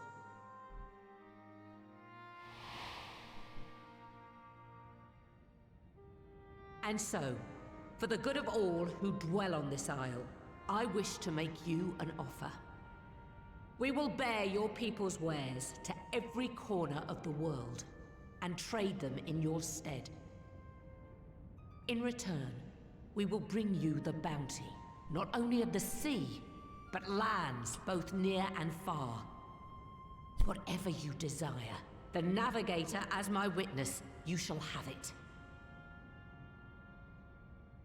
There will be no more man and beastman, just the crew of the great ship that is Vilbrand. And together, we will share in the wealth of the world, if you'll only accept our hand in friendship.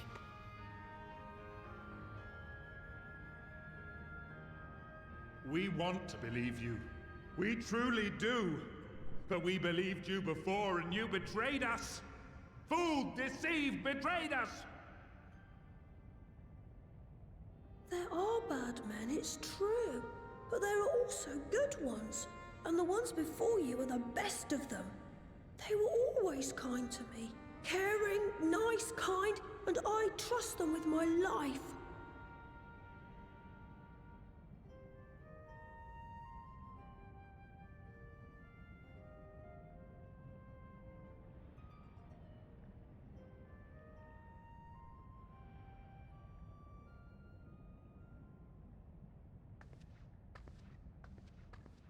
Before I became Admiral, I was a pirate. I stole, I fought, I stained the sea red with blood. Such is my past, and I dare not forget it, however much I might want to.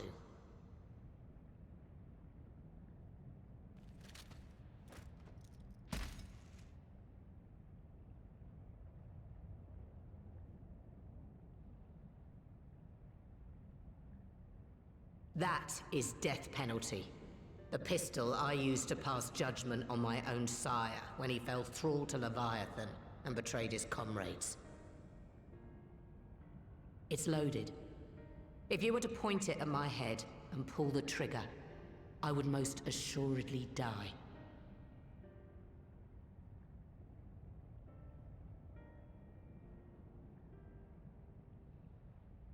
Though it isn't much, my life is the single most valuable thing I possess. If it will suffice to atone for past wrongs, take it. A single bullet to annul the old pact, and my blood to write it anew. What comes after, I entrust to this man, my second in command. I know that he will do his utmost for the happiness of all who call Vilbrand home.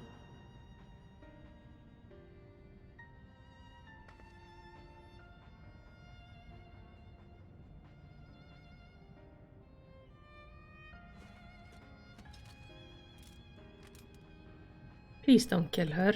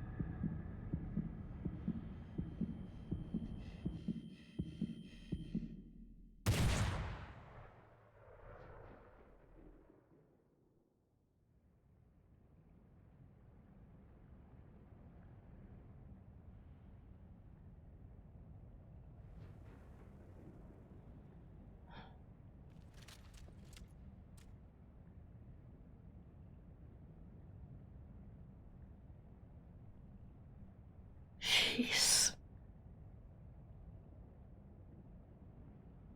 I do not trust you. Not yet. But Gabu does. And I will trust him.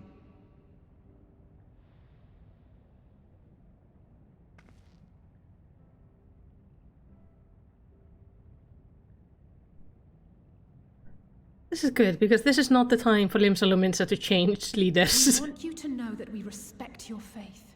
There's nothing wrong with giving thanks to the land which sustains you. But summoning is different. Should you hear of anyone who would attempt it, we ask that you appeal to their better judgment, or failing that, seek our aid.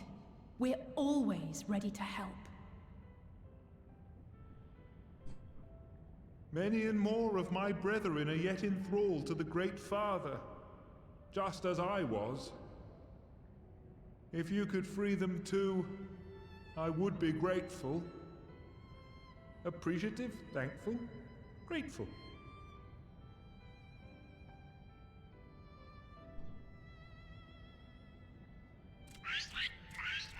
It's like, because this is the sound they make. Their speaking voices do not match. 'Tis we who should be grateful, Patriarch. I thank you for affording us this chance.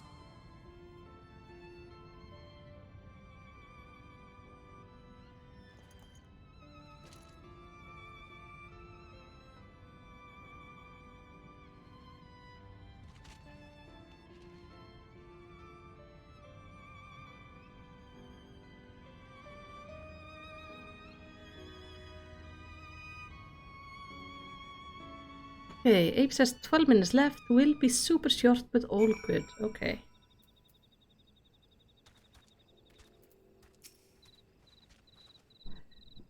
Seem we have found a way forward with the kobolds.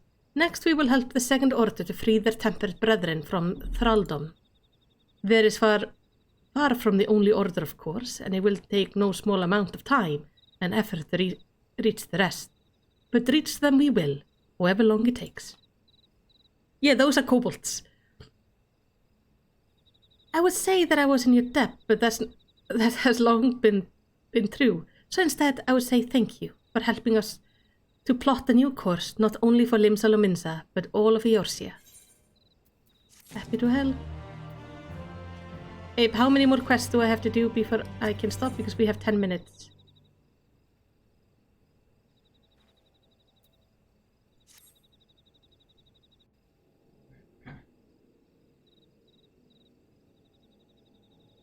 This is fine now?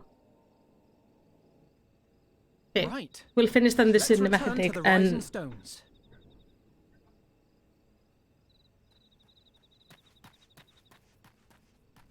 Admiral, something strange is afoot at the floating city. Huh. Breathe, man. What is it? I think it's best you see for yourself. Please, come with me. This is just to make us excited for next week.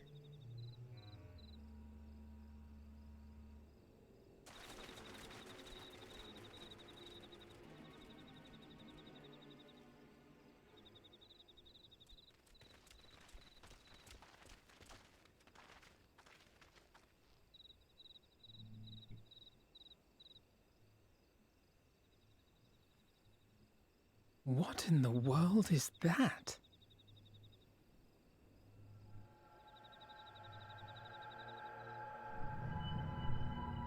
The fuck is that? A tower. You can see it too, then? I feared I was losing my wits. One moment I was patrolling as usual, and the next it was just there.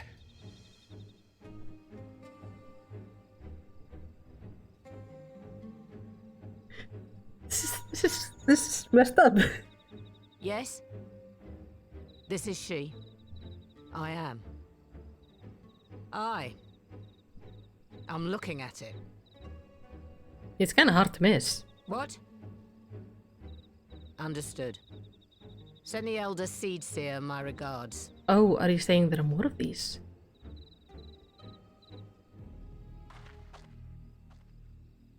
communications officer. It seems this isn't the only tower. They've sprung up all across Eorzea.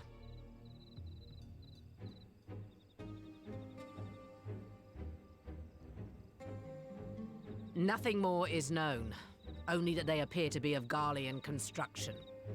Our allies on the Alamegan front are on highest alert. Forgive my directness, but would you join them? They may well need the help. Of course, Admiral. We shall make all haste. My thanks. I will return to Limsa to weigh our response. Look for Commander Hext when you arrive in Alamigo, and may the Navigator speed you on your way. All right.